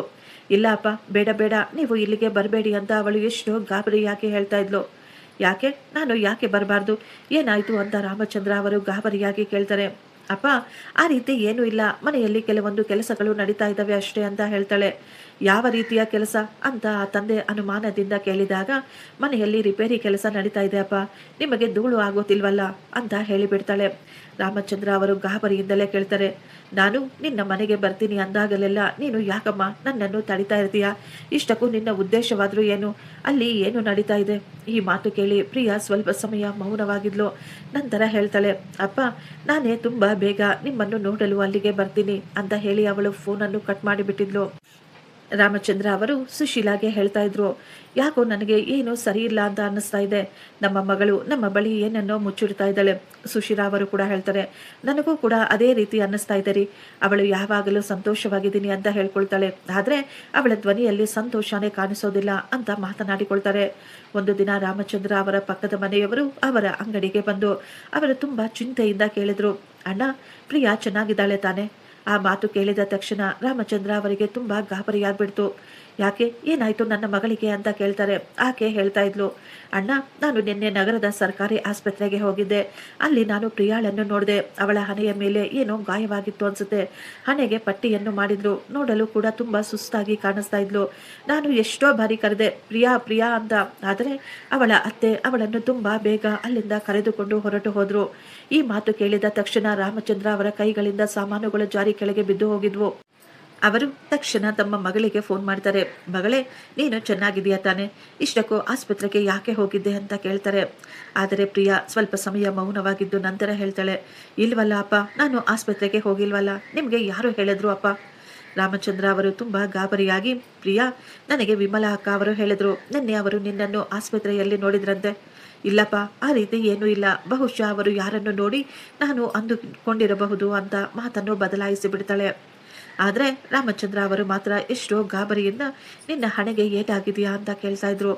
ಇಲ್ಲ ಅಪ್ಪ, ನಾನು ತುಂಬ ಚೆನ್ನಾಗಿದ್ದೀನಿ, ನಾನು ಇಲ್ಲಿ ತುಂಬ ಸಂತೋಷವಾಗಿದ್ದೀನಿ ಅಂತ ಹೇಳ್ತಾ ಇದ್ಲು. ಆಗ ಹಿಂದೆಯಿಂದ ಶಾಂತಿ ದೇವಿಯರ ಧ್ವನಿ ಕೇಳಿಸ್ತಾ ಇತ್ತು. ಪ್ರಿಯಾ, ಇನ್ನು ಎಷ್ಟೊತ್ತು? ತಕ್ಷಣ ಫೋನ್ ಬಂದು ಮಾಡಿ ಕೆಳಗೆ ಬಾ. ಪ್ರಿಯಾ ಗಾಬರಿಯಿಂದ, ಅಪ್ಪ, ಅತ್ತೆ ಕರಿತಾ ಇದ್ದಾರೆ, ನಾನು ಆಮೇಲೆ ಫೋನ್ ಮಾಡ್ತೀನಿ ಅಂತ ಹೇಳಿ ಫೋನನ್ನು ಕಟ್ ಮಾಡಿ ಬಿಟ್ಟಿದ್ಲು. ಆ ರಾತ್ರಿಯೆಲ್ಲ ರಾಮಚಂದ್ರ ಮತ್ತು ಸುಶೀಲ ಮನೆಗೆ ನಿದ್ದೆನೇ ಬರಲಿಲ್ಲ. ಅವರು ತೀರ್ಮಾನ ಮಾಡಿಕೊಳ್ತಾರೆ, ನಾವು ಏನು ಹೇಳದೆ ಕೇಳದೆ ಒಮ್ಮೆ ಮಗಳ ಮನೆಗೆ ಹೋಗಿ ಬರಬೇಕು ಅಂತ. ರಾಮಚಂದ್ರ ಅವರು ಬೆಳಿಗ್ಗೆ ಬೇಗ ರೆಡಿಯಾಗಿ, ಸುಶೀಲಾ, ನನಗೆ ಸ್ವಲ್ಪ ಕೆಲಸವಿದೆ, ನಾನು ನಗರಕ್ಕೆ ಹೋಗಿ ಬರ್ತೀನಿ ಅಂತ ಹೇಳ್ತಾರೆ. ದಾರಿ ಮಧ್ಯದಲ್ಲಿ ಅವರು ತಮ್ಮ ಮಗಳಿಗಾಗಿ ಕೆಲವೊಂದು ಹಣ್ಣುಗಳನ್ನು, ಅವಳಿಗಿಷ್ಟವಾದ ಸ್ವೀಟ್ಗಳನ್ನು ಮತ್ತು ಮಗಳಿಗೆ ಎಷ್ಟೋ ಆಸೆಯಾಗಿದ್ದ ಅವಳಿಗಿಷ್ಟವಾದ ಬಣ್ಣದ ಒಂದು ಕಾಂಚೀವರಂ ರೇಷ್ಮೆ ಸೀರೆಯನ್ನು ಕೂಡ ಕೊಂಡುಕೊಳ್ತಾರೆ. ಮಧ್ಯಾಹ್ನದಷ್ಟೊತ್ತಿಗೆ ಅವರು ಪ್ರಿಯಾಳ ಅತ್ತೆ ಮನೆಗೆ ಹೋಗಿ ತಲುಪಿದ್ರು. ಡೋರ್ ಬೆಲ್ ಅನ್ನು ಹೊಡೆದಾಗ ಮನೆಯ ಕೆಲಸದವಳು ಬಂದು ಬಾಗಿಲನ್ನು ಓಪನ್ ಮಾಡ್ತಾಳೆ. ರಾಮಚಂದ್ರ ಅವರು ಹೇಳ್ತಾ ಇದ್ರು, ನಾನು ಪ್ರಿಯಾ ಅವರ ತಂದೆ ನನ್ನ ಮಗಳನ್ನು ನೋಡಲು ಬಂದಿದ್ದೇನೆ. ಈ ಮಾತು ಕೇಳಿದ ತಕ್ಷಣ ಮೀನಾಳ ಮುಖ ಇಳಿದು ಹೋಗಿತ್ತು. ಅವಳು ಏನೋ ಹೇಳಬೇಕು ಅಂದುಕೊಳ್ತಾಳೆ. ಆದರೆ ಅಷ್ಟರಲ್ಲೇ ಹಿಂದೆಯಿಂದ ಶಾಂತಿ ದೇವಿಯವರ ಧ್ವನಿ ಕೇಳಿಸ್ತಾ ಇತ್ತು. ಅವರು ತಕ್ಷಣ ಬಾಗಿಲ ಬಳಿ ಬಂದು, ಸಂಬಂಧಿಗಳೇ ನೀವಾ? ಇದ್ದಕ್ಕಿದ್ದ ಹಾಗೆ ಒಂದು ಫೋನ್ ಇಲ್ಲ, ಮೆಸೇಜ್ ಇಲ್ಲ ಅಂತ ಗಾಬರಿಯಾಗಿ ಕೇಳ್ತಾ ಇದ್ರು. ರಾಮಚಂದ್ರ ಅವರು ಮುಗುಳ್ನಗುತ್ತಾ, ನನ್ನ ಮಗಳು ಮತ್ತು ಅವರ ಅತ್ತೆ ಮನೆಯನ್ನು ನೋಡಿಕೊಂಡು ಹೋಗೋಣ ಅಂತ ಬಂದೆ ಅಂತ ಹೇಳ್ತಾರೆ. ಶಾಂತಿ ದೇವಿಯವರು ಮಾತ್ರ ಬಾಗಿಲಿಗೆ ಅಡ್ಡವಾಗಿ ನಿಂತ್ಕೊಂಡು, ಅದು ಅದು ಪ್ರಿಯಾ ಮನೆಯಲ್ಲಿಲ್ಲ ಅಂತ ಹೇಳಿಬಿಟ್ರು. ರಾಮಚಂದ್ರ ಅವರು ಕೇಳ್ತಾ ಇದ್ರು, ಎಲ್ಲೇ ಹೋಗಿದ್ದಾಳೆ ನನ್ನ ಮಗಳು? ಆಕೆ ಗಾಬರಿಯಿಂದಲೇ ಬೇಗ ಬೇಗ ಹೇಳ್ತಾರೆ, ಅವಳು ಮಾರ್ಕೆಟಿಗೆ ಹೋಗಿದ್ದಾಳೆ ಅಂತ. ಆಗಲೇ ಒಳಗಿನಿಂದ ಬಂದ ರಶ್ಮಿ ಏನು ಯೋಚನೆ ಮಾಡಿದೆ, ಪ್ರಿಯಾ ದೇವಸ್ಥಾನಕ್ಕೆ ಹೋಗಿದ್ದಾಳೆ ಅಂತ ಹೇಳಿಬಿಡ್ತಾಳೆ. ಈಗ ರಾಮಚಂದ್ರ ಅವರು ಇಬ್ಬರು ಹೆಂಗಸರನ್ನು ನೋಡ್ತಾ ಇದ್ರು. ಒಬ್ಬಾಕೆ ಮಾರ್ಕೆಟ್ಗೆ ಅಂತ ಹೇಳಿದ್ರೆ ಇನ್ನೊಬ್ಬಳು ದೇವಸ್ಥಾನಕ್ಕೆ ಅಂತ ಹೇಳ್ತಾ ಇದ್ಲು. ಈಗ ರಾಮಚಂದ್ರ ಅವರು ನೇರವಾಗಿ ಕೇಳ್ತಾರೆ, ನೀವು ಏನು ಹೇಳ್ತಾ ಇದ್ದೀರಾ? ಒಬ್ಬೊಬ್ಬರು ಒಂದೊಂದು ಮಾತು ಯಾಕೆ ಹೇಳ್ತಾ ಇದ್ದೀರಾ? ಇಷ್ಟಕ್ಕೂ ನನ್ನ ಮಗಳು ಎಲ್ಲಿ ಹೋಗಿದ್ದಾಳೆ? ಶಾಂತಿ ದೇವಿಯವರು ಈಗ ತಮ್ಮನ್ನು ತಾವು ಸಂಭಾಳಿಸಿಕೊಳ್ಳುತ್ತಾ, ಅವಳು ಮೊದಲು ದೇವಸ್ಥಾನಕ್ಕೆ ಹೋಗಿ ನಂತರ ಮಾರ್ಕೆಟ್ಗೆ ಹೋಗಿದ್ದಾಳೆ ಅಂತ ಹೇಳ್ತಾರೆ. ರಾಮಚಂದ್ರ ಅವರು ತಕ್ಷಣ ತಮ್ಮ ಮೊಬೈಲನ್ನು ತೆಗೆದುಕೊಂಡು ಪ್ರಿಯಾಗೆ ಫೋನ್ ಮಾಡ್ತಾರೆ. ಆದರೆ ಮನೆಯ ಒಳಗೆ ಮೊಬೈಲ್ ರಿಂಗ್ ಆಗ್ತಾ ಇತ್ತು. ಕೆಲವೇ ಕ್ಷಣಗಳಲ್ಲಿ ಅದು ಕಟ್ ಕೂಡ ಆಗುತ್ತೆ. ರಾಮಚಂದ್ರ ಅವರು ಎಷ್ಟೋ ಗಾಬರಿಯಿಂದ ಕೇಳ್ತಾರೆ, ಫೋನನ್ನು ಮನೆಯಲ್ಲಿ ಬಿಟ್ಟು ನನ್ನ ಮಗಳು ಹೊರಗಡೆ ಹೋಗಿದ್ದಾಳಾ? ರಶ್ಮಿ ಮುಗುಳ್ನಗುತ್ತಾ, ಅಂಕಲ್, ಅವಳು ಫೋನನ್ನು ಮನೆಯಲ್ಲಿ ಮರೆತು ಬಿಟ್ಟು ಹೋಗಿರಬಹುದು ಅಂತ ಹೇಳಿದ್ಲು. ಆದರೆ ರಾಮಚಂದ್ರ ಅವರಿಗೆ ಮಾತ್ರ ಪೂರ್ತಿ ನಂಬಿಕೆ ಇತ್ತು. ಇವರು ನನ್ನಿಂದ ಏನನ್ನೋ ಮುಚ್ಚಿಡ್ತಾ ಇದ್ದಾರೆ ಅಂತ. ಅವರು ವಾಪಸ್ ಹೋಗಲು ಹಿಂದೆ ಸರಿತಾರೆ. ಆಗಲೇ ಮನೆಯೊಳಗಿಂದ ಏನೋ ಕೆಳಗೆ ಬಿದ್ದ ಶಬ್ದ ಕೇಳಿಸ್ತಾ ಇತ್ತು. ಅಷ್ಟರಲ್ಲೇ ಒಂದು ಸಣ್ಣ ನರಳಾಟ, ಕಿರುಚಾಟ ಕೂಡ ಕೇಳಿಸ್ತಾ ಇತ್ತು. ನಂತರ ನಿಧಾನವಾಗಿ ಅಪ್ಪ ಅನ್ನುವ ದುಃಖದ ಒಂದು ಧ್ವನಿ. ಆ ಧ್ವನಿಯನ್ನು ಕೇಳಿದ ತಕ್ಷಣ ರಾಮಚಂದ್ರ ಅವರ ಕಾಲು ಅಲ್ಲೇ ನಿಂತು ಬಿಟ್ಟಿತು. ಅವರು ಶಾಕ್ನಿಂದ ಆ ಧ್ವನಿ ನನ್ನ ಮಗಳದ್ದು ಅಂತ ಹೇಳ್ತಾರೆ. ಎಲ್ಲರೂ ಅವರನ್ನು ತಡೆಯಲು ಪ್ರಯತ್ನ ಪಡ್ತಾ ಇದ್ರು. ಆದರೆ ರಾಮಚಂದ್ರ ಅವರು ಈಗ ಯಾರ ಮಾತನ್ನು ಕೇಳಿಸಿಕೊಳ್ಳಲಿಲ್ಲ. ಅವರು ಈಗ ಎಲ್ಲರನ್ನೂ ಪಕ್ಕಕ್ಕೆ ಸರಿಸಿಕೊಂಡು ನೇರವಾಗಿ ಮನೆಯೊಳಗೆ ಹೊರಟು ಹೋಗ್ತಾರೆ. ಆ ಧ್ವನಿ ಹಿಂದೆ ಇರುವ ಒಂದು ರೂಮಿನಿಂದ ಬರ್ತಾ ಇತ್ತು. ರೂಮಿನ ಬಾಗಿಲಿಗೆ ಹೊರಗಿನಿಂದ ಬೀಗ ಕೂಡ ಹಾಕಲಾಗಿತ್ತು. ರಾಮಚಂದ್ರ ಅವರು ತಕ್ಷಣ ಕೇಳ್ತಾರೆ, ರೂಮಿನಲ್ಲಿ ಯಾರಿದ್ದಾರೆ ಅಂತ. ರಶ್ಮಿ ಎಷ್ಟೋ ಅಹಂಕಾರದಿಂದಲೇ ಹೇಳ್ತಾ ಇದ್ಲು, ಹಳೆಯ ವೇಸ್ಟ್ ಸಾಮಾನುಗಳನ್ನು ಎಲ್ಲಿ ಇಡ್ತೀವಿ? ಆದರೆ ಆಗಲೇ ಒಳಗಿನಿಂದ ಕೆಮ್ಮುತ್ತಿರುವ ಸಣ್ಣ ಧ್ವನಿ ಕೇಳಿಸ್ತಾ ಇತ್ತು. ರಾಮಚಂದ್ರ ಅವರು ತಕ್ಷಣ ತುಂಬಾ ಜೋರಾಗಿ ಕೂಗ್ತಾರೆ, ಪ್ರಿಯಾ ಮಗಳೇ, ನೀನು ಒಳಗಿದ್ದೀಯಾ? ಆಗ ಪ್ರಿಯಾ ಹೇಳ್ತಾಳೆ, ಅಪ್ಪ ನೀವು ಇಲ್ಲಿಂದ ಹೊರಟು ಹೋಗಿ ಅಂತ. ಆ ಧ್ವನಿಯನ್ನು ಕೇಳಿ ಅವರು ನಡುಗಿ ಹೋಗಿದ್ರು. ಅವರು ತಕ್ಷಣ ಶಾಂತಿ ದೇವಿಯವರನ್ನು ಕೇಳ್ತಾರೆ, ಬೀಗ ಕೊಡಿ, ತಕ್ಷಣ ಈ ಬೀಗವನ್ನು ಓಪನ್ ಮಾಡಿ ಅಂತ. ಆದರೆ ಶಾಂತಿ ದೇವಿಯರು ತುಂಬ ಸಮಾಧಾನವಾಗಿ ಹೇಳ್ತಾ ಇದ್ರು, ಅಣ್ಣ ನೀವು ತಪ್ಪಾಗಿ ಅರ್ಥ ಮಾಡಿಕೊಂಡಿದ್ದೀರಾ. ರಾಮಚಂದ್ರ ಅವರು ಈಗ ತುಂಬ ಕೋಪದಿಂದ, ನೀವು ತಕ್ಷಣ ನನಗೆ ಬೀಗ ಕೊಡ್ತಿರೋ ಅಥವಾ ಅಂತ ಹೇಳಿ ಅವರು ತಮ್ಮ ಫೋನನ್ನು ಹೊರಗೆ ತೆಗೆದು, ನಾನು ಈಗ ಪೊಲೀಸರಿಗೆ ಫೋನ್ ಮಾಡಬೇಕಾ ಅಂತ ಹೇಳ್ತಾರೆ. ಬೇರೆ ದಾರಿ ಇಲ್ಲದೆ ಅವರುಗಳು ಈಗ ಬೀಗವನ್ನು ಓಪನ್ ಮಾಡಿದ್ರು. ಬಾಗಿಲು ತೆರೆದ ತಕ್ಷಣ ರಾಮಚಂದ್ರ ಅವರ ಕೈಯಿಂದ ಸ್ವೀಟ್ ಬಾಕ್ಸ್ ಎಲ್ಲವೂ ಕೆಳಗೆ ಜಾರಿ ಬಿದ್ದು ಹೋಗಿದ್ವು. ಅವರ ಹೃದಯ ಒಂದು ಕ್ಷಣ ನಿಂತಂತೆ ಆಗಿಬಿಟ್ಟಿತು. ಪ್ರಿಯಾ ಅಳುತ್ತಾ ಆ ಕತ್ತಲ ಕೋಣೆಯಲ್ಲಿ ಒಂಟಿಯಾಗಿ ನೆಲದ ಮೇಲೆ ಕುಳಿತುಕೊಂಡಿದ್ಲು. ಅವಳ ಹಣೆ, ಮುಖ ಎಲ್ಲವೂ ಊದಿಕೊಂಡಿತ್ತು. ಅವಳ ಕೈಕಾಲುಗಳ ಮೇಲೆ, ಅವಳ ಕೆನ್ನೆಯ ಮೇಲೆ ಬೆರಳುಗಳ ಗುರುತುಗಳಿದ್ವು. ಅವಳ ಎದುರುಗಡೆ ಪೇಪರ್ ಮತ್ತು ಪೆನ್ನುಗಳನ್ನು ಇಡಲಾಗಿತ್ತು. ರಾಮಚಂದ್ರ ಅವರು ಈಗ ಒಳಗೆ ಹೋಗಿ ತಮ್ಮ ಮಗಳದ ಪಕ್ಕದಲ್ಲಿ ಕುಳಿತುಕೊಂಡು ಅವಳ ಕೈಕಾಲಿನ ಹಗ್ಗಗಳನ್ನು ಬಿಚ್ಚುತ್ತಾ ನಿಧಾನವಾಗಿ ಕೇಳ್ತಾರೆ, ಮಗಳೇ, ಇವರೆಲ್ಲ ಸೇರಿಕೊಂಡು ನಿನ್ನ ಜೊತೆ ಅದೇನ್ ಮಾಡಿಬಿಟ್ಟಿದ್ದಾರೆ? ಆದರೆ ಪ್ರಿಯಾ ಮಾತ್ರ ಅಳುತ್ತಾ, ಅಪ್ಪ ನೀವು ಇಲ್ಲಿಗೆ ಯಾಕೆ ಬಂದ್ರಿ ಅಂತ ಕಣ್ಣೀರು ಹಾಕ್ತಾ ಇದ್ಲು. ಆ ತಂದೆ ಎಷ್ಟೋ ದುಃಖದಿಂದ, ನೀನು ನನ್ನನ್ನು ಇಲ್ಲಿ ನೋಡಿ ಸಂತೋಷ ಪಡುವ ಬದಲು ನನ್ನನ್ನು ನೋಡಿ ಯಾಕೆ ಹೆದರ್ಕೊಳ್ತಾ ಇದೀಯ ಮಗ ಅಂತ ಕೇಳ್ತಾರೆ. ಅಷ್ಟರಲ್ಲೇ ಶಾಂತಿ ದೇವಿಯವರು ತಕ್ಷಣ ಅಲ್ಲಿ ಒಳಗೆ ಬಂದು, ಇವಳು ನಮ್ಮ ಮನೆಯ ಒಡವೆಗಳನ್ನು ಕಳ್ಳತನ ಮಾಡಿದ್ದಾಳೆ, ನಾವು ಇವಳ ಕೈಯಿಂದ ಸತ್ಯವನ್ನು ಬರೆಸಿಕೊಳ್ತಾ ಇದ್ದೀವಿ ಅಂತ ಹೇಳ್ತಾರೆ. ರಾಮಚಂದ್ರ ಅವರು ಸೈಲೆಂಟ್ ಆಗಿ ಅಲ್ಲಿ ಬಿದ್ದಿದ್ದ ಪೇಪರ್ ತೆಗೆದುಕೊಂಡು ನೋಡ್ತಾರೆ. ಅದರಲ್ಲಿ ಬರೆಯಲಾಗಿತ್ತು, ಪ್ರಿಯಾ ಕಳ್ಳತನ ಮಾಡಿ ಅವರ ತವರು ಮನೆಗೆ ಎಲ್ಲ ಒಡವೆಗಳನ್ನು ಕಳುಹಿಸಿಕೊಟ್ಟಿದ್ದಾಳೆ ಅಂತ. ರಾಮಚಂದ್ರ ಅವರು ತಮ್ಮ ಮಗಳನ್ನೇ ನೋಡುತ್ತಾ, ಮಗಳೇ, ಈ ಮಾತುಗಳು ಸತ್ಯನಾ ಅಂತ ಕೇಳ್ತಾರೆ. ಪ್ರಿಯಾ ಕಣ್ಣುಗಳಲ್ಲಿ ನೀರು ತುಂಬಿಕೊಂಡು ಇಲ್ಲ ಅಂತ ತಲೆ ಆಡಿಸ್ತಾಳೆ. ಇಲ್ಲ ಅಪ್ಪ, ನಾನು ಯಾವ ಒಡವೆಗಳನ್ನು ಮುಟ್ಕೊಂಡಿಲ್ಲ, ಇದೆಲ್ಲ ಸುಳ್ಳು, ಇವರು ನನ್ನ ಮೇಲೆ ಸುಳ್ಳು ಆರೋಪ ಹೊರಿಸುತ್ತಿದ್ದಾರೆ. ಅಷ್ಟರಲ್ಲೇ ರಶ್ಮಿ ಹೇಳ್ತಾಳೆ, ಬೀಗ ಯಾವಾಗಲೂ ಇವಳ ಬಳಿನೇ ಇರುತ್ತೆ, ಇವಳಲ್ಲದಿದ್ದರೆ ಇನ್ನು ಯಾರು ತೆಗೆದುಕೊಳ್ಳಲು ಸಾಧ್ಯ? ಇವಳು ಸುಳ್ಳು ಹೇಳ್ತಾ ಇದ್ದಾಳೆ. ಆದರೆ ಮನೆಯ ಕೆಲಸ ಮಾಡುತ್ತಿದ್ದ ಹುಡುಗಿ ಮೀನಾ ತಕ್ಷಣ ಹೇಳ್ತಾಳೆ, ಅಕ್ಕ, ಆದರೆ ಬೀಗ ಯಾವಾಗಲೂ ಅಮ್ಮನ ಬಳಿ ತಾನೇ ಇರುತ್ತೆ. ಶಾಂತಿ ದೇವಿಯವರು ಅವಳನ್ನು ಗದರಿಸುತ್ತಾರೆ, ನೀನು ಬಾಯಿ ಮುಚ್ಕೊಂಡು ಸುಮ್ಮನೆ ಇರೆ ಅಂತ. ಅದೇ ಸಮಯಕ್ಕೆ ರಾಜೇಶ್ ಮತ್ತು ಅವರ ಅಣ್ಣ ಕೂಡ ಮನೆಗೆ ಬಂದು ಬಿಟ್ಟಿದ್ರು. ರಾಜೇಶ್ ತನ್ನ ಹೆಂಡತಿಯ ಪರಿಸ್ಥಿತಿಯನ್ನು ನೋಡಿ ಕೂಡ ಅವನು ಮೌನವಾಗಿ ನಿಂತುಕೊಂಡಿದ್ದ. ಅವನು ಒಂದೇ ಒಂದು ಮಾತು ಕೂಡ ಮಾತನಾಡಲಿಲ್ಲ. ಈಗ ರಾಮಚಂದ್ರ ಅವರು ಕೇಳ್ತಾರೆ, ಮಗ ರಾಜೇಶ್, ನಿನಗೆ ಇದೆಲ್ಲ ಮೊದಲೇ ಗೊತ್ತಿತ್ತಾ? ರಾಜೇಶ್ ತಲೆ ಬಗ್ಗಿಸಿಕೊಂಡು, ಕಳ್ಳತನದ ಮಾತು ನನಗೆ ಗೊತ್ತು, ಆದ್ರೆ ಈ ರೀತಿ ರೂಮಿನಲ್ಲಿ ಕೂಡಿ ಹಾಕಿದ್ದಾರೆ ಅನ್ನುವ ವಿಷಯ ನನಗೆ ಗೊತ್ತಿಲ್ಲ ಅಂತ ಹೇಳ್ತಾನೆ. ಪ್ರಿಯಾ ತನ್ನ ಗಂಡನನ್ನೇ ನೋಡುತ್ತಾ, ನಿನಗೆ ಎಲ್ಲವೂ ಮೊದಲೇ ಗೊತ್ತಿತ್ತು ಅಲ್ವಾ? ನನ್ನ ಒಡವೆಗಳನ್ನು ನೀವು ತೆಗೆದುಕೊಂಡಿದ್ದು, ನನ್ನ ತವರಿನಿಂದ ದುಡ್ಡನ್ನು ತೆಗೆದುಕೊಂಡು ಬಾ ಅಂತ ಒತ್ತಡ ಹಾಕ್ತಾ ಇದ್ದಿದ್ದು, ನನ್ನನ್ನು ನನ್ನ ತವರಿಗೆ ಹೋಗದ ಹಾಗೆ ಕಂಡೀಷನ್ ಹಾಕಿದ್ದು, ಇದೆಲ್ಲವೂ ನಿನಗೆ ಮೊದಲಿನಿಂದಲೇ ಗೊತ್ತಲ್ವಾ? ರಾಜೇಶ್ ಏನೂ ಮಾತನಾಡಲಿಲ್ಲ. ಅವನು ಸೈಲೆಂಟ್ ಆಗಿ ತಲೆ ಬಗ್ಗಿಸಿಕೊಂಡು ನಿಂತ್ಕೊಂಡಿದ್ದ.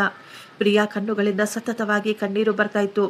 ಪ್ರಿಯಾ ಮದುವೆಯಾದಾಗಿನಿಂದ ನಾನು ನಿನ್ನ ಮೇಲೆ ಒಮ್ಮೆ ಕೂಡ ಕೈ ಎತ್ತಲಿಲ್ಲ, ನಿನಗೆ ಗೊತ್ತಲ್ವಾ ಅಂತ ಹೇಳ್ತಾನೆ. ಹೌದು, ನಾನು ಒಪ್ಪಿಕೊಳ್ತಾ ಇದ್ದೀನಿ, ನೀನು ನನ್ನ ಮೇಲೆ ಯಾವತ್ತೂ ಕೈಯನ್ನು ಎತ್ತಲಿಲ್ಲ. ಆದರೆ ನಿನ್ನ ಪೂರ್ತಿ ಪರಿವಾರ ನನ್ನ ಮೇಲೆ ಆರೋಪವನ್ನು ಹೊರಿಸಬೇಕಾದ್ರೆ, ಅವರು ನನ್ನನ್ನು ಅವಮಾನ ಮಾಡಬೇಕಾದ್ರೆ ನೀನು ಒಂದೇ ಒಂದು ಮಾತು ಕೂಡ ಮಾತನಾಡ್ತಾ ಇರಲಿಲ್ಲ. ಸೈಲೆಂಟ್ ಆಗಿ ತಲೆ ಬಗ್ಗಿಸಿಕೊಂಡು ನಿಂತ್ಕೊಂಡಿರ್ತಾ ಇದ್ದೆ. ಆಗಲೇ ಮೀನಾ ಹೇಳ್ತಾಳೆ, ಒಡವೆಗಳನ್ನು ಅಕ್ಕ ತೆಗೆದುಕೊಂಡಿಲ್ಲ. ರಾತ್ರಿ ನಿಖಿಲನ್ನ ಅಲ್ಮಾರಿಯಿಂದ ತೆಗೆದುಕೊಂಡದ್ದನ್ನು ನಾನೇ ನನ್ನ ಕಣ್ಣಾರೆ ನೋಡಿದೆ. ಈಗ ಎಲ್ಲರ ಕಣ್ಣುಗಳು ಆ ಮನೆಯ ದೊಡ್ಡ ಮಗ ನಿಖಿಲ್ ಮೇಲೆ ನಿಂತಿದ್ವು. ಮೊದಲು ಅವನು ಇಲ್ಲ, ನಾನು ತಗೊಂಡಿಲ್ಲ, ನನಗೇನು ಗೊತ್ತೇ ಇಲ್ಲ ಅಂತ ಹೇಳ್ತಾ ಇದ್ದ. ಆದರೆ ಕೆಲವೇ ಕ್ಷಣಗಳಲ್ಲಿ ಸತ್ಯ ಹೊರಬಂದಿತ್ತು. ವ್ಯಾಪಾರದ ನಷ್ಟವನ್ನು ಸರಿತೂಗಿಸಲು ಅವನು ಮನೆಯವರ ಒಡವೆಗಳನ್ನು ಅಡಮಾನ ಇಟ್ಟು ಬಿಟ್ಟಿದ್ದ. ಅವನ ಹೆಂಡತಿಗೆ ಎಲ್ಲ ಸತ್ಯ ಮೊದಲೇ ಗೊತ್ತಿತ್ತು. ಶಾಂತಿ ದೇವಿಯವರಿಗೂ ಕೂಡ ಮಗನ ಮೇಲೆ ಅನುಮಾನವಿತ್ತು. ಆದರೆ ಮಗನ ಗೌರವವನ್ನು ಉಳಿಸಲು, ಅವನ ಹೆಸರು ಹಾಳಾಗದಂತೆ ನೋಡಿಕೊಳ್ಳಲು ಅವರೆಲ್ಲರೂ ಸೇರಿಕೊಂಡು ಈ ಅಮಾಯಕಳಾದ ಪ್ರಿಯಾ ಮೇಲೆ ಆರೋಪವನ್ನು ಹೊರಿಸಿ ಅವಳನ್ನು ಬರೆದುಕೊಡುವವರೆಗೂ ಹಿಂಸೆ ಕೊಟ್ಟಿದ್ರು. ಪ್ರಸಾದ್ ಅವರು ತುಂಬಾ ಕೋಪದಿಂದ ಹೇಳ್ತಾರೆ, ನಿನ್ನ ಮಗನ ನೀಚ ಕೆಲಸವನ್ನು ಮುಚ್ಚಿಡಲು ನೀನು ಅಮಾಯಕ ಸೊಸೆಯನ್ನು ಕಳ್ಳಿ ಅಂತ ಸಾಬೀತು ಮಾಡಲು ಹೊರಟಿದ್ದೀಯಾ? ಆದರೆ ಶಾಂತಿ ದೇವಿಯವರು ಮಾತ್ರ ಎಷ್ಟೋ ಅಹಂಕಾರದಿಂದಲೇ ಹೇಳ್ತಾ ಇದ್ರು, ನಾನು ಏನೇ ಮಾಡಿದ್ರೂ ಅದು ನನ್ನ ಮನೆಯ ಗೌರವವನ್ನು ಉಳಿಸಲು ಮಾಡಿದ್ದೇನೆ ಅಂತ. ಪ್ರಿಯಾ ತುಂಬಾ ಶಾಂತವಾಗಿ ಹೇಳ್ತಾಳೆ, ಯಾವ ಮನೆಯ ಗೌರವ ಒಬ್ಬ ಅಮಾಯಕ ಹೆಣ್ಣನ್ನು ಬಲಿ ಕೊಟ್ಟು ಉಳಿಸಲಾಗುತ್ತೋ ಅಂತಹ ಗೌರವ ಮರ್ಯಾದೆ ಯಾವ ಕೆಲಸಕ್ಕೆ ಅತ್ತೆ? ರಾಮಚಂದ್ರ ಅವರು ತಕ್ಷಣ ತಮ್ಮ ಮಗಳ ಕೈಯನ್ನು ಹಿಡಿದುಕೊಳ್ತಾರೆ. ನಡಿ ನನ್ನ ಜೊತೆ, ನೀನು ಈ ನರಕದಲ್ಲಿರುವ ಅವಶ್ಯಕತೆ ಇಲ್ಲ. ಆದರೆ ಶಾಂತಿ ದೇವಿಯವರು ಮಾತ್ರ ಹೇಳ್ತಾ ಇದ್ರು, ಈ ದಿನ ನೀನೇನಾದರೂ ನನ್ನ ಮನೆಯ ಹೊಸ್ತಿಲು ದಾಟಿದ್ರೆ ಇನ್ನು ಮುಂದೆ ಯಾವತ್ತೂ ನನ್ನ ಮನೆಗೆ ವಾಪಸ್ ಬರಬೇಡ. ಪ್ರಿಯಾ ಮೊಟ್ಟ ಮೊದಲ ಬಾರಿ ತುಂಬಾ ಧೈರ್ಯವಾಗಿ ಹೇಳ್ತಾ ಇದ್ಲು, ಯಾವ ಮನೆಯಲ್ಲಿ ಗೌರವ ಸಿಗೋದಿಲ್ವೋ ಆ ಮನೆಗೆ ವಾಪಸ್ ಬರುವ ಅವಶ್ಯಕತೆನೇ ಬರೋದಿಲ್ಲ ಅಂತ ಹೇಳುತ್ತಾ ಅವಳು ತನ್ನ ತಂದೆಯ ಕೈಯನ್ನು ಹಿಡಿದುಕೊಂಡು ಆ ಮನೆಯಿಂದ ಹೊರಗೆ ಬಂದು ಬಿಟ್ಟಿದ್ಲು. ಹೊಸಿಲನ್ನು ದಾಟಿ ಹೊರಗೆ ಬಂದ ತಕ್ಷಣ ಅವಳು ಆ ಬೀದಿಯಲ್ಲಿಯೇ ನಿಂತುಕೊಂಡು ತನ್ನ ತಂದೆಯನ್ನು ತಬ್ಬಿಕೊಂಡು ಜೋರಾಗಿ ಅಳಲು ಶುರು ಮಾಡ್ತಾಳೆ. ಅಪ್ಪ, ದಯವಿಟ್ಟು ನನ್ನನ್ನು ಕ್ಷಮಿಸಿಬಿಡಿ, ನಾನು ನಿಮ್ಮ ಬಳಿ ಸತ್ಯವನ್ನು ಮುಚ್ಚಿಟ್ಟೆ. ರಾಮಚಂದ್ರ ಅವರು ಮಗಳ ತಲೆ ಮೇಲೆ ಕೈಯನ್ನು ಇಟ್ಟು, ಮಗಳೇ, ನೀನು ಯಾಕಮ್ಮ ಕ್ಷಮಾಪಣೆ ಕೇಳ್ತಾ ಇದೀಯಾ? ನಿಜವಾಗಿಯೂ ನಾನು ನಿನ್ನ ಬಳಿ ಕ್ಷಮಾಪಣೆ ಕೇಳಬೇಕು. ನೀನು ಯಾವಾಗಲೂ ಅಪ್ಪ ನಾನು ಚೆನ್ನಾಗಿದ್ದೀನಿ ಅಂತ ಹೇಳ್ತಾ ಇದ್ದೆ, ಆದರೆ ನಾನು ನಿನ್ನ ಮಾತನ್ನು ನಂಬಿಬಿಡ್ತಾ ಇದ್ದೆ. ನಾನು ಒಂದೇ ಒಂದು ಬಾರಿ ಕೂಡ ನನ್ನ ಮಗಳು ನಿಜವಾಗಿಯೂ ಚೆನ್ನಾಗಿದ್ದಾಳ ಇಲ್ವಾ ಅಂತ ನೋಡಲು ಬರಲೇ ಇಲ್ವಲ್ಲ. ಪ್ರಿಯಾ ಅಳುತ್ತಾ ಹೇಳ್ತಾಳೆ, ಅಪ್ಪ, ನಾನು ತುಂಬಾ ಹೆದರಿಕೊಂಡಿದ್ದೆ. ನನ್ನ ಸತ್ಯ ತಿಳಿದು ನಿಮ್ಮ ಆರೋಗ್ಯಕ್ಕೆ ಏನಾದರೂ ಆದರೆ ಹೇಗೆ ಅಂತ. ಆದ್ದರಿಂದಲೇ ನಾನು ಸತ್ಯವನ್ನು ಹೇಳಲಿಲ್ಲ. ರಾಮಚಂದ್ರ ಅವರು ತಕ್ಷಣ ಹೇಳ್ತಾರೆ, ಮಗಳ ಕಷ್ಟವನ್ನು ನೋಡಿ ಯಾವ ತಂದೆಯ ಹೃದಯ ನಿಂದು ಹೋಗೋದಿಲ್ಲ. ಆದರೆ ತನ್ನ ಮಗಳು ಎಷ್ಟೋ ವರ್ಷಗಳು ಒಬ್ಬಳೇ ಒಂಟಿಯಾಗಿ ನರಕವನ್ನು ಅನುಭವಿಸುತ್ತಿದ್ದಾಳೆ ಅಂತ ಗೊತ್ತಾದರೆ ಮಾತ್ರ ಆ ತಂದೆಯ ಹೃದಯ ನಿಜವಾಗಿಯೂ ನಿಂದು ಹೋಗುತ್ತಮ್ಮ. ಮನೆಗೆ ತಲುಪಿದ ತಕ್ಷಣ ಸುಶೀಲಾ ಅವರು ತಮ್ಮ ಮಗಳನ್ನು ತಬ್ಬಿಕೊಂಡು ಜೋರಾಗಿ ಅಳುತ್ತಾ ಕೇಳ್ತಾರೆ, ನೀನು ಕೆಲವು ದಿನಗಳಿಗೆ ಬಂದಿದೆಯಾ ಅಥವಾ ಶಾಶ್ವತವಾಗಿ ಬಂದು ಬಿಟ್ಟಿದೆಯಾ ಅಂತ? ಈ ಮನೆ ನಿನ್ನದು, ನೀನು ಎಲ್ಲೂ ಹೋಗುವ ಅವಶ್ಯಕತೆ ಇಲ್ಲ. ಅವರು ಈಗ ತಮ್ಮ ಮಗಳಿಗೆ ಸಮಾಧಾನ ಮಾಡುತ್ತಾ ಅವಳನ್ನು ಹಾಸ್ಪಿಟಲ್ಗೆ ಕರೆದುಕೊಂಡು ಹೋಗಿ ಚಿಕಿತ್ಸೆ ಕೂಡ ಕೊಡಿಸಿದ್ರು. ಮೈ ಮೇಲೆ ಇರುವ ಗಾಯಗಳು ಬೇಗ ವಾಸಿಯಾಗಿದ್ವು. ಆದರೆ ಅವಳ ಮನಸ್ಸಿನ ಮೇಲೆ ಆಗಿದ್ದ ಗಾಯಗಳು ಈಗಲೂ ಹಸಿ ಹಸಿಯಾಗಿಯೇ ಇದ್ದವು. ಕೆಲವು ದಿನಗಳ ನಂತರ ರಾಜೇಶ್ ಪ್ರಿಯಾ ಮನೆಗೆ ಬರ್ತಾನೆ. ಪ್ರಿಯಾ, ಮನೆಗೆ ಹೋಗೋಣ ನಡಿ, ನಾನು ಅಮ್ಮನ ಜೊತೆ ಮಾತನಾಡ್ತೀನಿ, ಎಲ್ಲವೂ ಸರಿ ಹೋಗುತ್ತೆ ಅಂತ ಹೇಳ್ತಾನೆ. ಆದರೆ ಪ್ರಿಯಾ ಹೇಳ್ತಾ ಇದ್ಲು, ಈ 3 ವರ್ಷದಲ್ಲಿ ನೀವು ಯಾವತ್ತೂ ನಿಮ್ಮ ಅಮ್ಮನ ಬಳಿ ಮಾತನಾಡಲೇ ಇಲ್ಲ. ಈಗ ನೀವು ಏನು ತಾನೇ ಮಾತನಾಡಲು ಸಾಧ್ಯ? ಆದರೆ ರಾಜೇಶ್ ಮಾತ್ರ ಹೇಳ್ತಾ ಇದ್ದ, ಪ್ರಿಯಾ, ನಾನು ಯಾವತ್ತೂ ನಿನ್ನ ಮೇಲೆ ಕೈ ಎತ್ತಲಿಲ್ಲ, ನಿನಗೆ ಗೊತ್ತಲ್ವಾ? ಪ್ರಿಯಾ ಹೇಳ್ತಾ ಇದ್ಲು, ಇದೇ ನಿಜವಾಗಿಯೂ ತುಂಬ ದೊಡ್ಡ ತಪ್ಪು. ನೀವು ಅಂದುಕೊಳ್ತಾ ಇದ್ದೀರಾ ಹೆಂಡತಿಯ ಮೇಲೆ ಕೈ ಎತ್ತದಿದ್ರೆ ನಾನು ತುಂಬ ಒಳ್ಳೆಯ ಗಂಡ ಅಂತ. ನಿನ್ನ ಮನೆಯಲ್ಲಿ ನನ್ನ ಜೊತೆ ಅಷ್ಟೊಂದು ತಪ್ಪುಗಳು ನಡೀತಾ ಇದ್ರು. ಆ ತಪ್ಪುಗಳಿಗಿಂತಲೂ ಆ ಅವಮಾನಗಳಿಗಿಂತಲೂ ನಿನ್ನ ಮೌನವೇ ನನಗೆ ತುಂಬ ಹೆಚ್ಚಿನ ದುಃಖ ಕೊಡ್ತಾ ಇತ್ತು. ಆದರೆ ಪ್ರಿಯಾ, ನಾನು ನನ್ನ ಮನೆಯನ್ನು, ನನ್ನ ಪರಿವಾರವನ್ನು ಕಾಪಾಡ್ತಾ ಇದ್ದೆ. ನಮ್ಮ ಪರಿವಾರ ಮುರಿಯಬಾರ್ದು ಅಂತ ನಾನು ಅಂದುಕೊಂಡಿದ್ದೆ. ಆದ್ದರಿಂದಲೇ ನಾನು ಎಲ್ಲವನ್ನು ನೋಡುತ್ತಾ ಮೌನವಾಗಿ ಇರಬೇಕಾಯಿತು ಅಂತ ಹೇಳ್ತಾನೆ. ಪ್ರಿಯಾ ಕಣ್ಣಲ್ಲಿ ನೀರು ತುಂಬಿಕೊಂಡು ಪರಿವಾರವನ್ನು ಉಳಿಸಿಕೊಳ್ಳುತ್ತಾ, ನೀವು ನಮ್ಮ ಸಂಬಂಧವನ್ನೇ ಮುರಿದು ಹಾಕಿದ್ರಿ ಅಂತ ಹೇಳ್ತಾಳೆ. ರಾಜೇಶ್ ತಲೆ ಬಗ್ಗಿಸಿಕೊಂಡು ಸೈಲೆಂಟ್ ಆಗಿ ಅಲ್ಲಿಂದ ಹೊರಟು ಹೋಗ್ತಾನೆ. ಕೆಲವು ದಿನಗಳ ನಂತರ ಪ್ರಿಯಾಗೆ ಈಗ ಒಂದು ಸ್ಕೂಲ್ನಲ್ಲಿ ಮತ್ತೆ ಟೀಚರ್ ಕೆಲಸ ಸಿಕ್ಕಿತ್ತು. ಅವಳು ಮತ್ತೆ ಮಕ್ಕಳಿಗೆ ವಿದ್ಯೆ ಹೇಳಿಕೊಡಲು ಶುರು ಮಾಡಿದ್ಲು. ಅವಳಿಗೆ ಇಷ್ಟವಾದ ಕೆಲಸವನ್ನು ತುಂಬಾ ಸಂತೋಷವಾಗಿ ಮಾಡ್ತಾ ಇದ್ಲು. ನಿಧಾನವಾಗಿ ಅವಳ ಆತ್ಮವಿಶ್ವಾಸ ಮತ್ತೆ ವಾಪಸ್ ಬಂದಿತ್ತು. ಸುಮಾರು 5 ತಿಂಗಳ ನಂತರ ರಾಜೇಶ್ ಮತ್ತೆ ಪ್ರಿಯಾ ಮನೆಗೆ ಬಂದಿದ್ದ. ಈ ಬಾರಿ ರಾಜೇಶ್ ಹೇಳ್ತಾ ಇದ್ದ, ಪ್ರಿಯಾ, ನಾನು ಆ ಮನೆಯಿಂದ ಹೊರಗೆ ಬಂದುಬಿಟ್ಟಿದ್ದೀನಿ. ಅಣ್ಣನ ವ್ಯಾಪಾರವನ್ನು ಕೂಡ ನಾನು ಬಿಟ್ಟು ಬಿಟ್ಟಿದ್ದೀನಿ. ನಾನು ಈಗ ಹೊರಗೆ ಬಂದು ಕಂಪನಿಯಲ್ಲಿ ಕೆಲಸ ಮಾಡ್ತಾ ಇದ್ದೀನಿ. ನಾನು ನಿನ್ನನ್ನು ಕರೆದುಕೊಂಡು ಹೋಗಲು ಬಂದಿಲ್ಲ, ಕೇವಲ ನಿನಗೆ ಹೇಳಲು ಬಂದಿದ್ದೇನೆ. ಮೊಟ್ಟ ಮೊದಲ ಬಾರಿ ನಾನು ನನ್ನ ತಪ್ಪನ್ನು ಒಪ್ಪಿಕೊಂಡಿದ್ದೀನಿ ಅಷ್ಟೇ. ಪ್ರಿಯಾ ಕೇಳ್ತಾ ಇದ್ಲು, ಒಂದು ವೇಳೆ ನಾನು ಯಾವತ್ತೂ ವಾಪಸ್ ಬರದೇ ಇದ್ರೆ ಆಗೇನು ಮಾಡ್ತೀರಾ? ರಾಜೇಶ್ ತಲೆ ಬಗ್ಗಿಸಿಕೊಂಡು ಹೇಳ್ತಾನೆ, ನೀನು ಬರದೇ ಇದ್ರೂ ನನ್ನನ್ನು ನಾನು ಖಂಡಿತ ಬದಲಾಯಿಸಿಕೊಳ್ತೀನಿ. ಪ್ರಿಯಾ ತಕ್ಷಣ ಅವನನ್ನು ಕ್ಷಮಿಸಲಿಲ್ಲ. ಅವಳು ಅವನಿಗೆ ಮತ್ತು ತನಗೆ ಸಮಯವನ್ನು ತೆಗೆದುಕೊಂಡ್ಳು. ಅವಳು ಈಗ ರಾಜೇಶ್ನ ಪ್ರತಿಯೊಂದು ವ್ಯವಹಾರವನ್ನು ಗಮನಿಸ್ತಾ ಇದ್ಲು.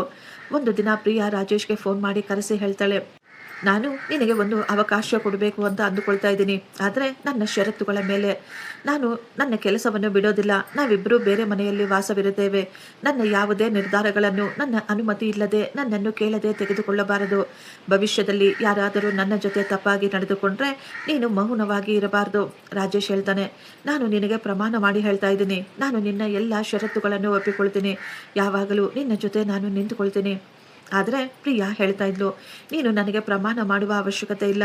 ನೀನು ಆ ರೀತಿ ನಡೆದುಕೋ ಸಾಕು. ಕೆಲವು ದಿನಗಳ ನಂತರ ಪ್ರಿಯಾ ರಾಜೇಶ್ ಜೊತೆ ಅವನ ಸಣ್ಣ ಬಾಡಿಗೆ ಮನೆಯಲ್ಲಿ ವಾಸವಿರಲು ಹೋಗ್ತಾಳೆ. ಈ ಬಾರಿ ತನ್ನ ಗಂಡನ ಮನೆಗೆ ಹೋಗುವಾಗ ಪ್ರಿಯಾ ಹೇಳ್ತಾ ಇದ್ಲು, ಅಪ್ಪ, ಆ ದಿನ ನೀವು ಹೇಳದೆ ಕೇಳದೆ ಅಲ್ಲಿಗೆ ಬರದೇ ಇದ್ದಿದ್ರೆ ಬಹುಶಃ ನಾನು ಈ ದಿನ ಕೂಡ ಅದೇ ಕೊಠಡಿಯಲ್ಲಿ ಅದೇ ಮನೆಯಲ್ಲಿ ಬಂದಿಯಾಗಿ ಇರ್ತಾ ಇದ್ದೆ. ಬಹುಶಃ ನಾನು ಜೀವಂತವಾಗಿ ಇರ್ತಿದ್ನೋ ಇಲ್ವೋ ಕೂಡ ಗೊತ್ತಿಲ್ಲ. ಮಗಳ ಈ ಮಾತು ಕೇಳಿ ರಾಮಚಂದ್ರ ಅವರ ಕಣ್ಣುಗಳು ತುಂಬಿ ಬಂದಿದ್ವು.